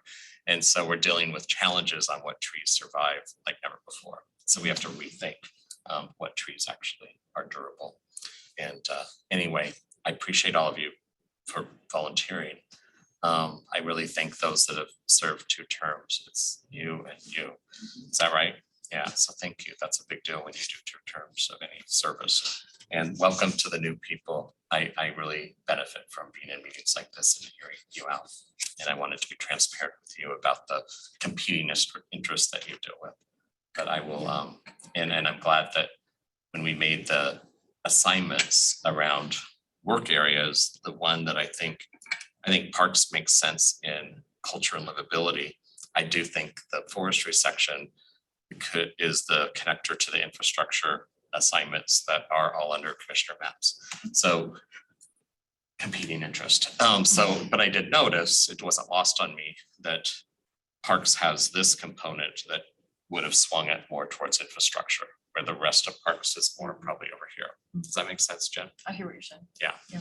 And so we can't isolate. That's when nothing happens well. And we must integrate. We must have the courage in Portland, Oregon, to still be a democracy and have competing interest meetings where we listen to each other. I'm worried about my hometown becoming a place where if this isn't the right point of view, then you're demonized and you're a bad person. So as we do this, we have to continue to have the messy conversations. That's real equity work. Yeah. Thank you so much for your time. Just I one really quick benefited from being here question, right now. Commissioner Ryan, before you leave. Yeah. I think all of us will empathize with what you're saying, but would you be open to, we used to do this back in the day. Would you be open to chairs or co-chairs infrequently meeting with you directly about various topics that come up in relation to these competing interests and trying to negotiate or community perspectives in Yeah. urban forestry? I want to say yes, and then I look at Jill, who manages my calendar, which Yeah. she has the hardest job in the office. Yeah. And so, yes, because as elected officials, we're supposed to do our jobs, and that's to be a liaison between the community. Yeah. And then the people who get paid to work here, the city employees. I'm just in right now because I ran as an independent person representing the community. So that is my job, Okay. to hear Okay. those Great. interests. Yeah. Thank you. Yeah, Appreciate it. absolutely. At the last commission meeting, the commissioners raised the question that usually in every commissioner's office, there's one point of contact. Who's the best person for commissioner? Karen on my staff, Fusion Chapman. Jillian Chapman, yeah. She's visiting her family in Costa Rica right now, but she is our parks liaison. So it would be Karen. Yep, got it. And then Kelly, my chief of staff, used to work in parks. So there's a lot of parks, and so did Karen at one time. So, and so did Charity. So our, my staff really wanted me to get this assignment. Yeah. It's their love. And I'm really just open. So, Great. yeah. And anyone's welcome to just reach out directly to me and I can field you to the proper area or proper person, Karen, Kelly. I brought it. Yep. This is ours too. I never go anywhere without a pen and paper. Yeah, thank you my for mind. coming in. Really Because I appreciate it. forgot, so thank goodness she Thank you did. so much. Yeah. All right. Thank you. Thank you. Bye. Parks and Place. Actually, Oh, Peapod. See, this is good. Yeah. Yeah. Any minute. Yeah, you guys need to be in the Alright. same meetings a lot. Yeah. All right. Thank you. Thank you. Bye-bye. Speaking of Peabody, are we ready to pivot? We are, Okay. yeah. We do have, so we have 30 minutes left in the meeting. We have Gina's Yeah. presentation. We also didn't get a chance to vote on co-chairs and we haven't yet approved the statement on budget. So I don't know, can we do this in 20 minutes, do a few minutes at the end? I know that's not much time that we'd hoped for. So we have but- Gina and Belinda here for this. Okay, let's do the budget next meeting, the budget letter. Are we next good meeting. with that? I know Berta and team worked pretty hard on that. Do you want me to? Budget letter can wait till next meeting? I don't know, I mean. It can. It can, yeah, we, in terms of City's time strategy frame, and Yeah. timing. Can. yeah, so. Okay. So, Just do a quick vote on it. That's true. If there's try. no, What was there's that? no Let's leave dis- it to the end. if there's Yeah. no Yeah. discussion, we could just vote on it. Yeah. Since Sure. everybody's seen it. That's true. Okay. Wait till next time though, and Let's take it at the we end would of the really like agenda. chairs to be identified for the next meeting, Yeah, or we won't yeah. have one. That's- So that would that's be critical. my requested priority. Sure. Okay. All right, we'll turn it over to Gina. Welcome. Thank you. Yeah. This was great. I got so many emails done sitting here. Thank you. It's quieter than my house. Hi, everybody. Gina Gastaldi, she, her. I'm the interim pedestrian coordinator at PBOT. And I have been working with Jen and Casey and other folks at Urban Forestry over the last couple of years, thinking about how PBOT and Urban Forestry can work together on some innovative tree treatments. And I recognize most of you, so I think you've been engaged or involved in this work in some way. Anyway, I wanted to, and then Belinda, do you want to introduce yourself? Yeah. We know. Oh, you know Belinda. Yeah, Okay. I met them all. All Hi, right, perfect. everyone. Good to see you all. We're on a first name basis. Okay, perfect. So Belinda and I have been working together on this trees in the curb zone pilot project. So I wanted to come and Brian invited me to brief you all on the project. I'm just really happy to be here. So we'll jump in for the sake of time. So PBOT was awarded a $500,000 grant from the Bureau of Environmental Services Percent for Green program. And there is a 10% match, so $550,000 total. The Percent for Green program uses system development charges, SDCs, to fund large-scale green infrastructure projects with, that have broad benefits for watershed health and community health. So we're really excited that we were awarded this grant. And the goal of this project is to develop a framework for tree planting in the curb zone. So you can kind of think of the curb zone as the parking zone. So we're working with Urban Forestry and Bureau of Environmental Services, water, it's a cross-bureau, cross-city collaboration, really with that goal of constructing tree space in the curb/parking zone. So you all know the why, but why do we care about street trees? I've learned a ton from Jen and her folks. I'm a transportation planner, but I definitely have drank the tree Kool-Aid as well, working with Jen. So the benefits of stormwater management, mitigating the urban heat island effect, which I'll go into a little bit more, traffic calming, extending a street's livability by having that shade on the pavement. But really from the PBOT perspective, we just often don't have enough space. We don't have enough right of way behind the curb. It's like in this photo, the right of way line is probably right about at that grass area. So people's front yard. So it would be a taking. It's very expensive to buy that private property and to extend the right of ways. We might need to go into the street if we want to have trees on a corridor such as Outer Fremont by Lewitt View Park. So the policy backing that allows us to start looking and doing this kind of work, PEDPDX, which is the city's pedestrian master plan. It was adopted in 2019, includes action 8.6, which talks about providing trees within the curb zone, intermittent with on-street parking. So this really provides us that policy backing adopted by council. And then the pedestrian design guide, which I think most of you were engaged with at some point in the process, was adopted last year. Has a treatment called extending the furnishing zone into the curb zone. So thinking about how that furnishing zone can be manipulated or changed so that we can provide space for trees where currently there would be no space. There are a couple of examples in Portland. These are kind of one-offs, were never intended to be replicated citywide, which is why they haven't been yet. So Hawthorne and 46 over by Porcano, PBOT and BES worked on this project about a decade ago. The trees are still there, you know, knock on wood, they haven't been hit. So that's a good kind of case study for us. And then Directors Park was a full block redesign, full streetscape redesign. You know, those were designed as part of this larger big budget project. And again, weren't designed with the intent to be replicated. Just to quickly go over this, did a peer cities review to see, you know, our engineers especially love to kind of have that proof of concept from other cities of what they have done. So we talked to folks in Seattle, Frenchtown, New Jersey, New York City, Wilsonville, Oregon, which is actually the bottom right image of the kind of scored parking pattern. That's in Wilsonville. The bottom left is New Jersey. We talked to folks in Oakland, Reno, and Vegas. So all of these cities are doing something along the lines of trees in the curb zone. No one has really done the full citywide investment yet. Not that Portland is, but that's where I want to go with it. So we're just at the very beginning of it. So the criteria for planting trees in the curb zone, these diagrams come from the pedestrian design guide. You know, they're illustrative, they're not meant to be, you know, built from, but they at least start to give us a place to start from of kind of thinking about what these treatments look like. So of course we need some existing on-street parking to reallocate, curb tight sidewalks, which means, you know, street, curb, that's it, sidewalk, there's no place to plant a tree.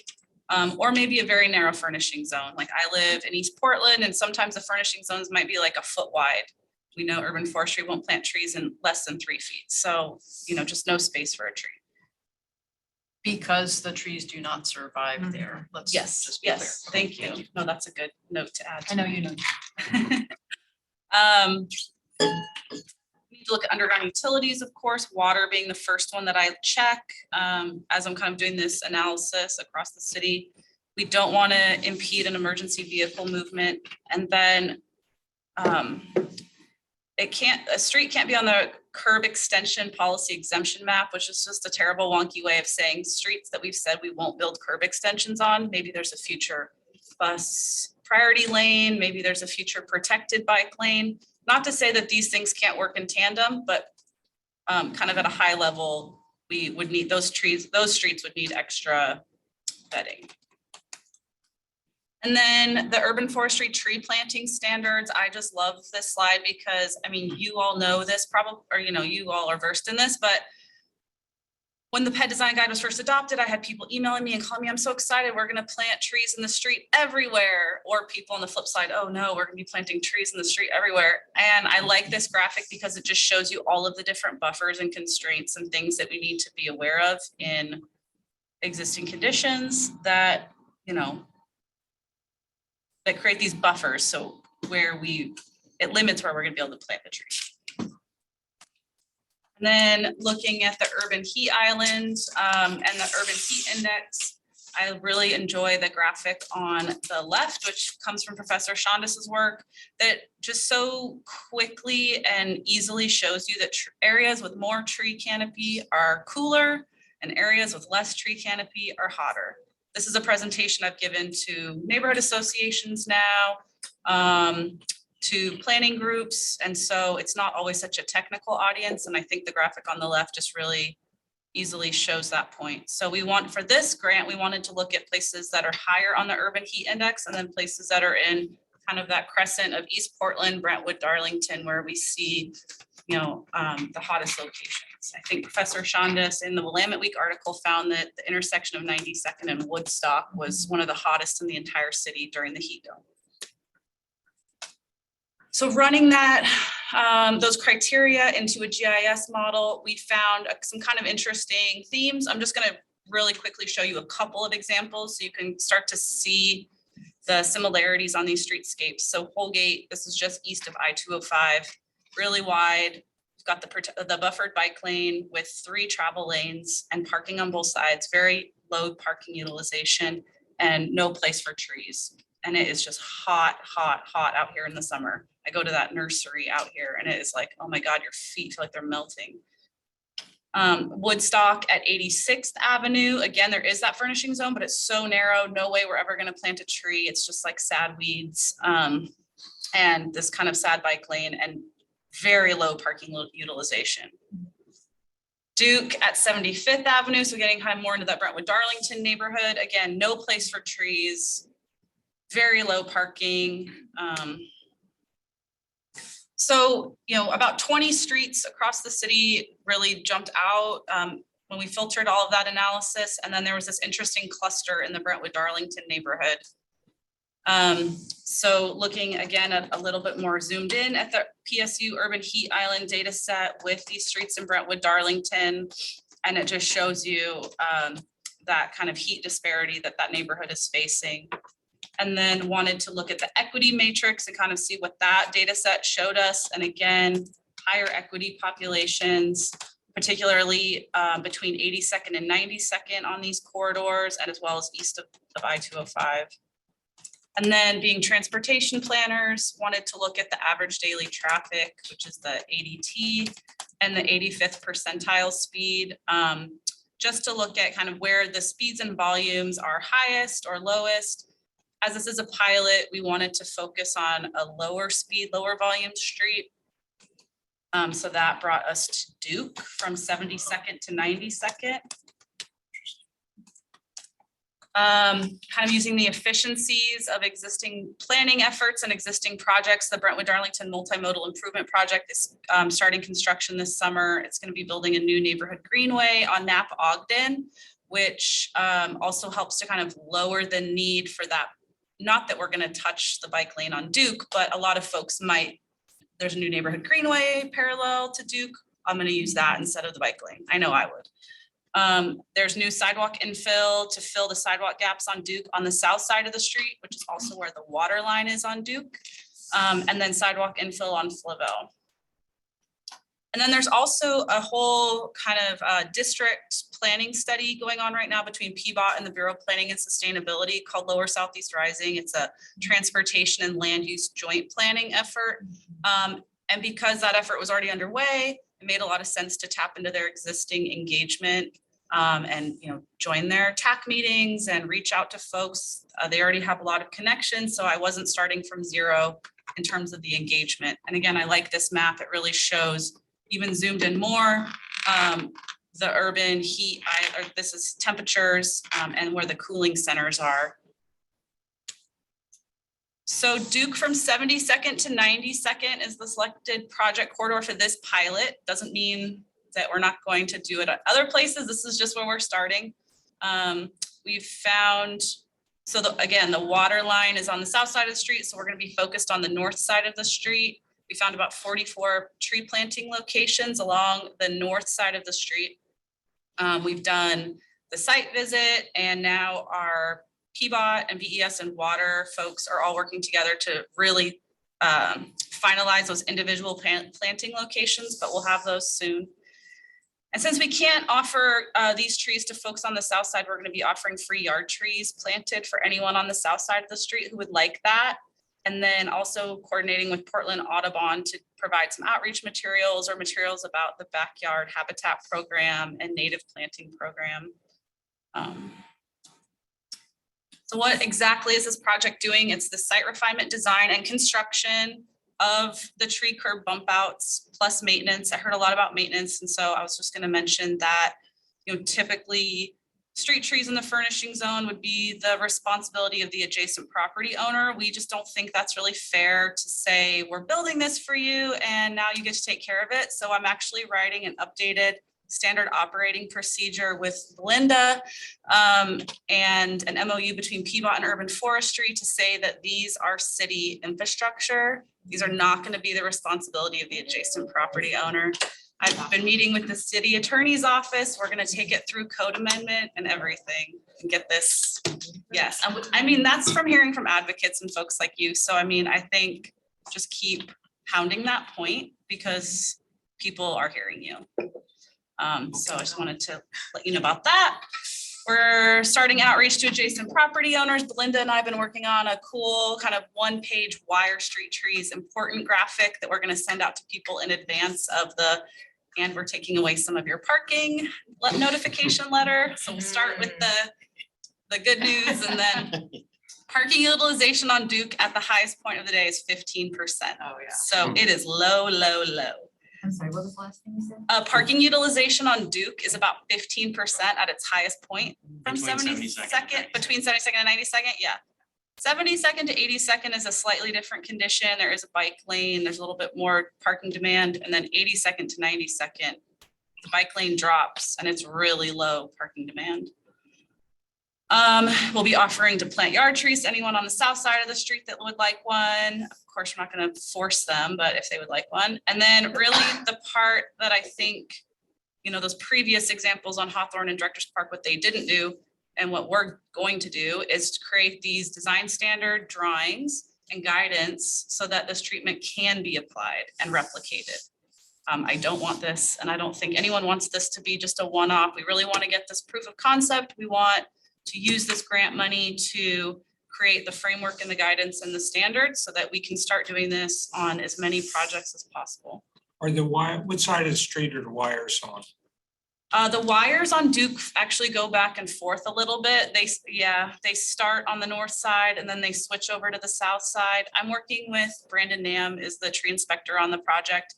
He's been doing some research around the tree species, and he's also doing research around soil mixes. And I think because it's a pilot, we are going to experiment with a couple different soil mixes to see what works well in this type of context. Yeah, not my forte, so I'm leaning on, I'm like, I don't know, isn't dirt just dirt? But I guess not.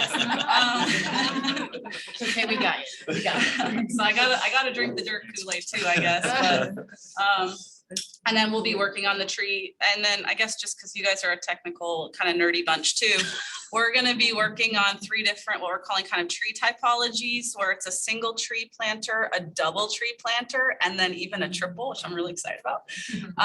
So that we can have a couple different design options for folks, not just on this corridor, but moving forward. You know, maybe there's times when we can do a double or a triple and kind of get a growth planting going, which I thought was a great suggestion from Brandon.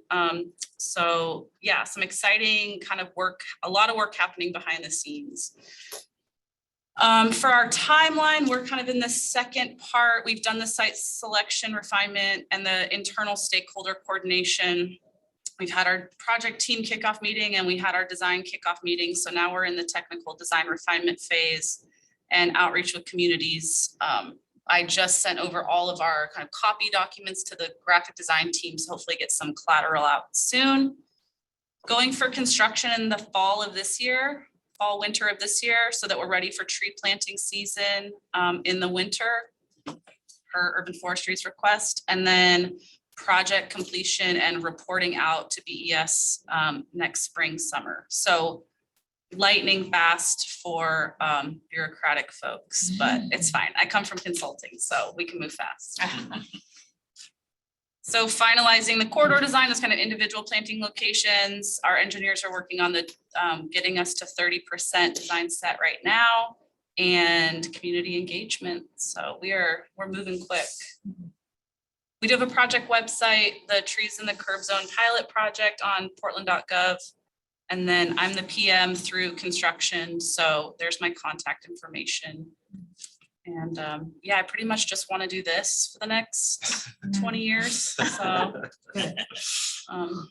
yeah, thanks for having me. All right, thanks, Gina. Thank you, Gina. Belinda, anything to add? I think Gina pretty much covered it. I'll just add that, you know, just like pretty much every other street in Portland, there's a lot of constraints in this area. So it is a great opportunity for PBOT and Urban Forestry, BES, water, everyone to have these conversations about, you know, where can we make spaces for larger trees? Because that is something we all want to see as part of this. So we're, you know, constantly talking with PBOT about, okay, well, this section doesn't have a overhead wire, so can we put a larger tree facility there? Those kinds of conversations, which we're still working through. And then the other thing I'll just point out is because this is a pilot and we don't know exactly what's going on, I think monitoring and evaluation is a big piece that urban forestry and PBOT are both very interested in. So we're still figuring out what that's going to look like.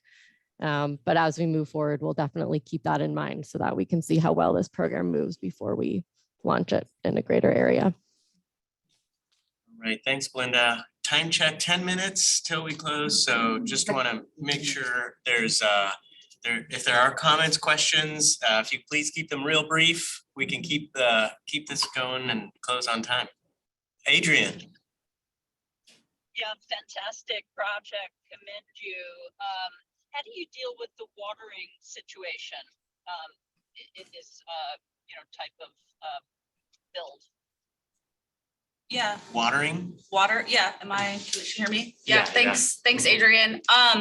So one piece is Brandon Nam is working on tree species selection. He's been doing research on some trees from California that are more drought tolerant and heat tolerant. So he's kind of I don't know if he's told you yet or asked you yet, but okay. Our standard tree lists that we update every 3 years have those on them. Awesome, too, yeah, so it's he all was part of the leaning more project. toward the more drought resistant, climate friendly trees that can handle such a hot corridor. They're gonna just be blasted a lot of the day. And we are upping the maintenance and establishment period from 3 years to 5 years for these trees. So that, ensuring not only that they're watered and really established for 5 years, that they're also pruned and trimmed properly so that they're growing and won't get damaged by vehicles. I mean, luckily they'll be buffered by the bike lane too, which is nice. So hopefully they won't get hit too much. But yeah, that's the plan. Great. And that's all part of the project, so that's Yes. all funded. Yes, that's all funded. I have to say, I love to hear Gina talk about trees like this. Being from PBOT. This is awesome. Your staff's Thank you. awesome. They've taught me so much. So yeah, it's great. It's been a lot of fun. Quickly, we'll go Leah and then Daniel. I'm just thrilled. This is so exciting, and I think it hits so many of the things we all think about, because it doesn't, first of all, it's all multiple bureaus working together, which is huge, and then just really taking away the barriers for the community to be on board with this by covering maintenance is amazing. And just thinking about, it's not I appreciated hearing from Commissioner Ryan, but I always get concerned when everything's framed as this or that. But it's sometimes when we're smart and we use good examples from other cities, we can have all the things that we need. It doesn't have to be this or that. And so that I kind of wish he was, I'm sure he's heard about this, but I wish he was here to hear that whole piece of it. I don't know. We don't have, it doesn't have to be competing. We can work together. Well, and at some point it will come to council because of the maintenance agreement. Yeah. Is that correct? Yeah, I think so. So that'll be the time to highlight the and. Yes. Rather than Yeah. the or It's as not you the either or, verbalized. it's the and, yes. I think so, yeah. And I think it's just a lot of coordination. Jen and I met through the PED design guide process, using those relationships to be able to push work like this forward. I don't think this project could have happened even 4 years ago. I agree with that. Well, great. Yeah, thanks, Leah. Daniel? Just first, congratulations to both PBOT and Urban Forestry for using some creativity to start piloting projects to get at some solutions. So congratulations. Am I understanding that the city attorney's office is given a green light to just have a subset of Portland's geography, have the city take over maintenance of street trees?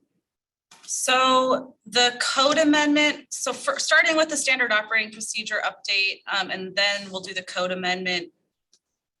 And at this point, it's just going to be for for a subset, trees in the curb zone, which is kind of a new defined tree typology. But just limited to a specific geography within the city, right? Just the 40 trees. Yes, just the Full stop. 40 Yeah. trees. So- That's how we can afford Is it. this Title 11 or Title 17? I think It would be Title I 11. think it'd be Title 11, because right now, Title 11 specifies trees in the planting strip, and then it also specifies trees in medians, which it does assign to PBOT. And so this is sort of treating them the same way median trees are treated. Yeah. It's just Yeah, I I clarifying guess where that I'm going with this question is presumably if this all sails through and there are no legal challenges or anything that come up, then presumably the city at one point could say, hey, we're gonna take an entire neighborhood as pilot, and we're gonna say that permanently the city is going to take over maintenance of street trees, right? Presumably, I mean, if they're allowing it in just this one geography for this pilot, then they should be able legally to do it in another piece of geography. Yeah, I think legally, yes, money is coming into this project. I think the funding is always the challenge. So legally, yes. Right, but I mean, just for instance, going back to this money is a challenge thing, that if the city wants to just slowly make that change one neighborhood at a time,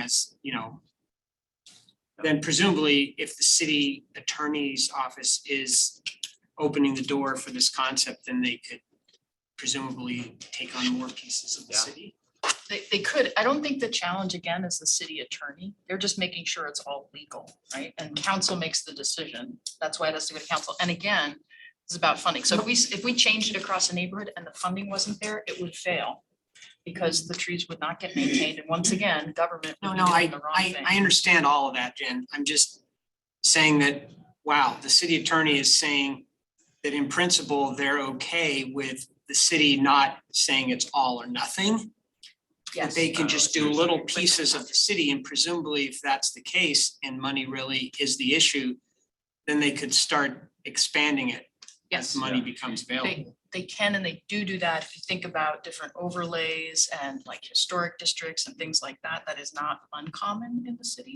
So legally, it's not as much of a legal challenge as it is a money challenge in this case. It can be done. Policy. Okay, Right. great. But you're right, this can show both a proof of concept, it also builds a constituency that may be really That's kind of benefiting where and I'm going with appreciating, my which I think is what you're saying, Yeah. so, Yeah. it's exciting. And, just in terms of the choice of criteria that you've picked for this pilot, I know that particular area, Duke and stuff, and you showed it in the pictures that it is kind of wider, it's a more used corridor than some of the other neighborhood streets. I'm wondering if you've ever thought about doing a pilot in some of the smaller neighborhood streets, converting what are two-way streets, narrowing the streets, make them one-way streets, and there is where you have the room for the bigger trees. Is that a pilot that people are considering at this point?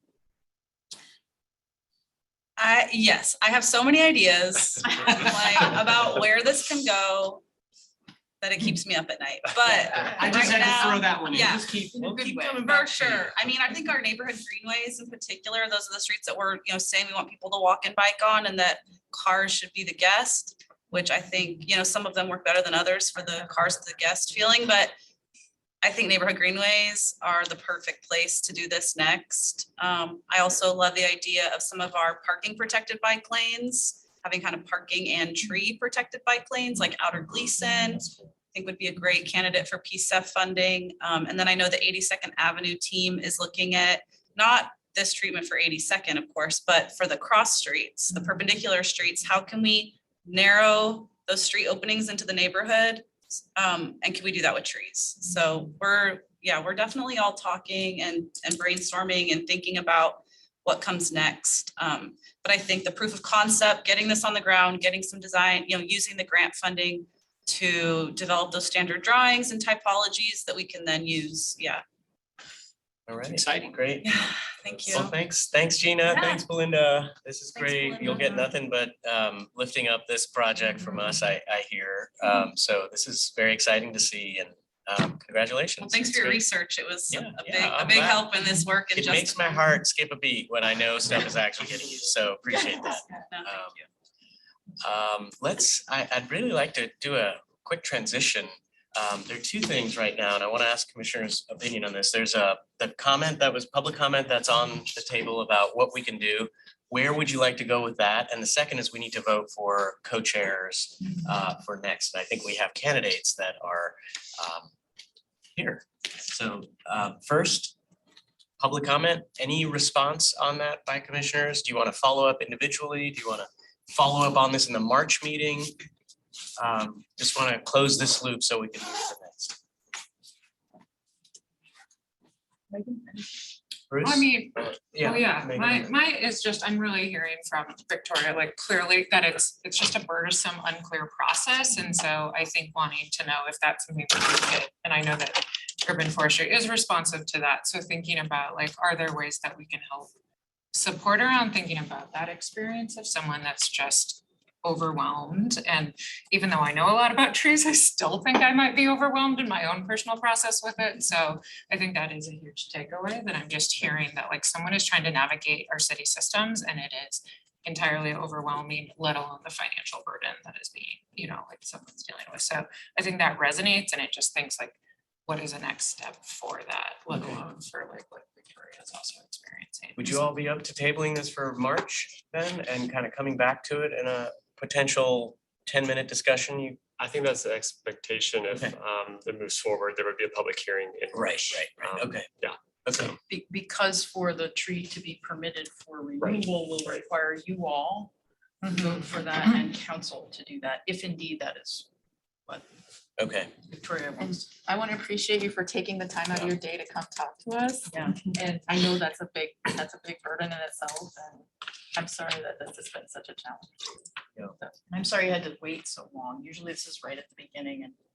Oh, that's okay. I mean, I understand. I just wanted, I knew today was just gonna be a public comment, but I just felt like I wanted to put a face with the name because so many emails have gone out. And so, yeah, I can come back in March, and I guess again, it sounds like the UFC, that's what I'm calling you guys, and city council then would have to vote. So does it go inspector, UFC, and then city council? Actually, sorry, just quick clarification, UFC, city council does not need to approve the removal, they'll approve the delisting of the tree. That's right. UFC approves the removal. Okay, and city, okay. Delisting that it is Yeah, not, sorry, you not know a That's much heritage. about that. You want your undesignation, decommission, Yeah. delisting, just trying to. You're after removal, that's a big thing to focus Yeah. on. Yes. That'll happen with the UFC. Thank you, Brian. This is local government. Federal government. Federal government is an alphabet soup. And Jen, you are staff with Urban Forestry, That's right. and your position, I'm the city forester. you're the city So forester. I'm the manager. stops here. Yeah, Yeah. Jen's the boss. Oh, you are the boss. The buck stops with the city code. We interpret the law that the city has created.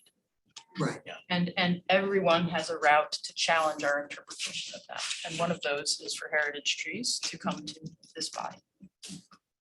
And then would you get the emails?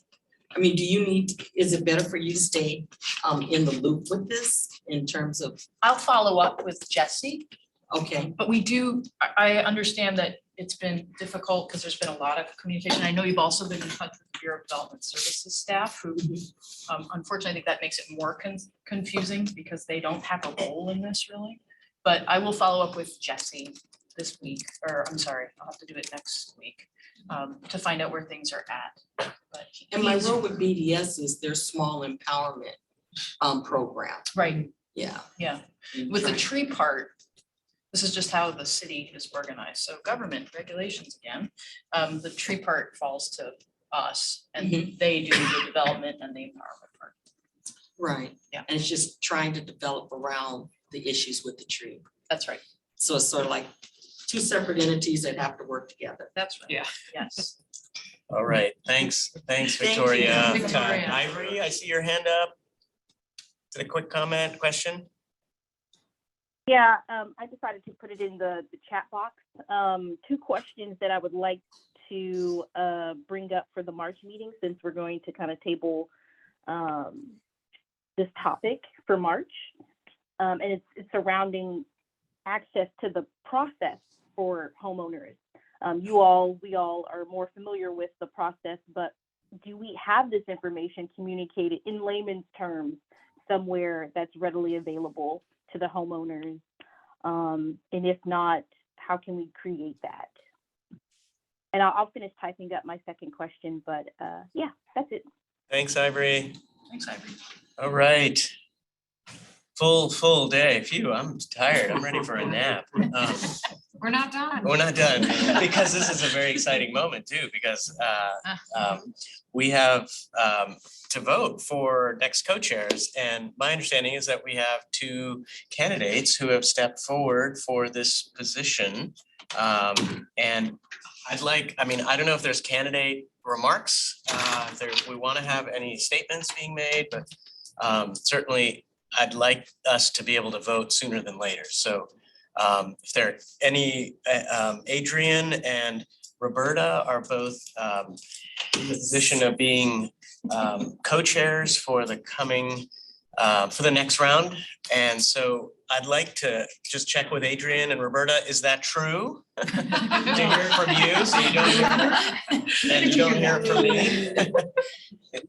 Is that true? And are you available, interested, and ready for the position? So Adrian is far away. Well, Adrian and I have conferred a bit, and we are willing and interested in serving as co-chairs in this role with this commission, if you feel that that's a good fit. And we've discussed kind of the various kind of experience and skill sets that we bring, and we think that there's a way to kind of allocate those and invest those that are complementary, and where we can also use that to not only enrich the process and support y'all, but to manage workload as well. And from dealing with the meetings to other related activities. And I continue to work with the policy committee. And Adrian is, so anyway, that's kind of where we're at with that. And if you're willing, Adrian, what are you thinking? Yes, you said it well. We have very big shoes to fill, but we'll give it a go. All right, so you heard it from them. So now I'm gonna discussion, questions, comments? I have one question. Yeah. So I'm not sure the bylaws give us an answer, but this is a question that's come up before. When you get a chair elected or co-chairs, do they just serve until they term out? Is there a term of office for chairs, or what? How's that going to work? What's the? It says 1 year. Yeah, I remember an email from. Because I'm thinking we haven't had a vote. Yeah. In the entire 6 years I've been here, I don't remember ever seeing a vote for Yeah, chairs. and I committed to this job for 6 months, and 6 years later, here I am. It was a trial basis. Yeah. So this is a it's one. question. This is a 1 year. That's what the bylaws say. If we follow the bylaws. Perhaps we could bring this up later, but I would recommend, if folks are willing, 1 year is pretty short. I mean, I think term limits are good, but I think that it would be preferable to have a 2-year kind of biennial, because it takes a while to get your feet on the ground and to, the time and so forth. But we could talk about that later. I don't think Currently we're it's gonna 1 year. argue. I think we're glad No, that but I you mean, want you to. could always, you could go less, and I haven't talked to Adrian about that. We didn't really talk about the timeline, but just from a functional perspective, 1 year seems pretty short for someone to take on this role, but either way, good work. Okay. And sorry, I don't think the bylaws have a term limit on the chair. Oh. That might be the ones previous to our current bylaws. I just looked through them. Brian's There's looking at them now. there's no You interest. should add that. So, But Right, updating bylaws is a whole project in and of Yeah. itself. Yeah. Potential future chairs So they're silent on it, so I guess that's part of the reason we haven't. had a vote. Yeah. All right, anything else coming up, folks online, in the room? Well, I actually really do think it would be good to have a timeline, because I think, if Adrian and I and anyone else is signing up, it's good to know for how long you're signing up for. That's right, that's Like right. the minimum amount you could get extended. Yeah. Or there could be a touch point at certain points, see if it's working, but I don't think it should be silent on that, so at some point, I mean, they're 4-year terms, then you get reappointed for another 4, so, I mean, you're in for, I think, 6 yeah, months but now or so, but. I'm not necessarily signing up for 4 years. Yeah, right. So, but we don't, I don't know what I'm signing up for, so I think it would be helpful to. Yeah, to I have that. agree, that's really But I'm willing wise. to. Yeah, that's wise. Trust you also. Fair. Okay, so that's a bylaw conversation for Yeah. later, but right now, we're just gonna start your signing up just for the imminent future, let's say. Well, and as co-chairs, you could put it on the agenda to bring this There you go. wonderful Yeah, question forward. exactly. Yes, excellent. All right, then not hearing anything else, I call a vote. All in favor of Adrian, Roberta? Motion, Motioning. yeah, can I, that's right. Can I call a motion? Leah? I Bruce? motion that Roberta and Adrian will be our you. co-chairs. All right. All right, Megan second. I just saw your hand go up really fast, so. Megan seconds, and all in favor, virtual, physical hand? Okay, looks unanimous, okay. I think Adrian and I'm abstaining. Yeah. I noticed that, yeah. Yeah. Yeah. Okay, and Adrian, Roberta abstaining, all otherwise unanimous. So thank you, Roberta. Thank you, Adrian, for stepping into this role. Really looking forward to keeping in touch and your liaisoning with city staff and yeah, lots of cool stuff coming up. Oh my goodness, this is gonna be a wild ride. Yeah. Yeah, this is a really exciting time to be in your position. So cool. Can I just do a final thing? I Sure. know that the city thanked the two of you, but I have no doubt that all of us are deeply appreciative of your time and also sad. You both will be dearly missed for your contribution. So I'm excited for our new co-chairs, but I also feel the departure of what you both have brought. So I just think all of us would want to also share our appreciation for how wonderful both of you are. Sure. You're not totally rid of us. I think we're Oh, both no, I kind know of you're in the not, feelings but like around, we will so miss we're you gonna in this pester you. capacity and what you both bring. Come in for public comments. Yeah, I have your phone number, so. Thanks. Oh, I should probably mention, at the policy committee meeting last month, Oh, yeah. we made the decision that Oh, yeah. Bruce and Roberta are the new co-chairs of the policy committee. Hey. You're gonna just Yeah. go through this, Roberta. Cool. Thanks, so much movement. Wow, it's like a whole new chapter. This is exciting. All right, well, thanks, everybody. Anybody online, anything else? Okay, we're good. All right, thank you for joining us from the car and from wherever you are otherwise. We'll connect with you soon. Appreciate all your attention and time. And I will close the last meeting. Okay. Thank you, Vivek.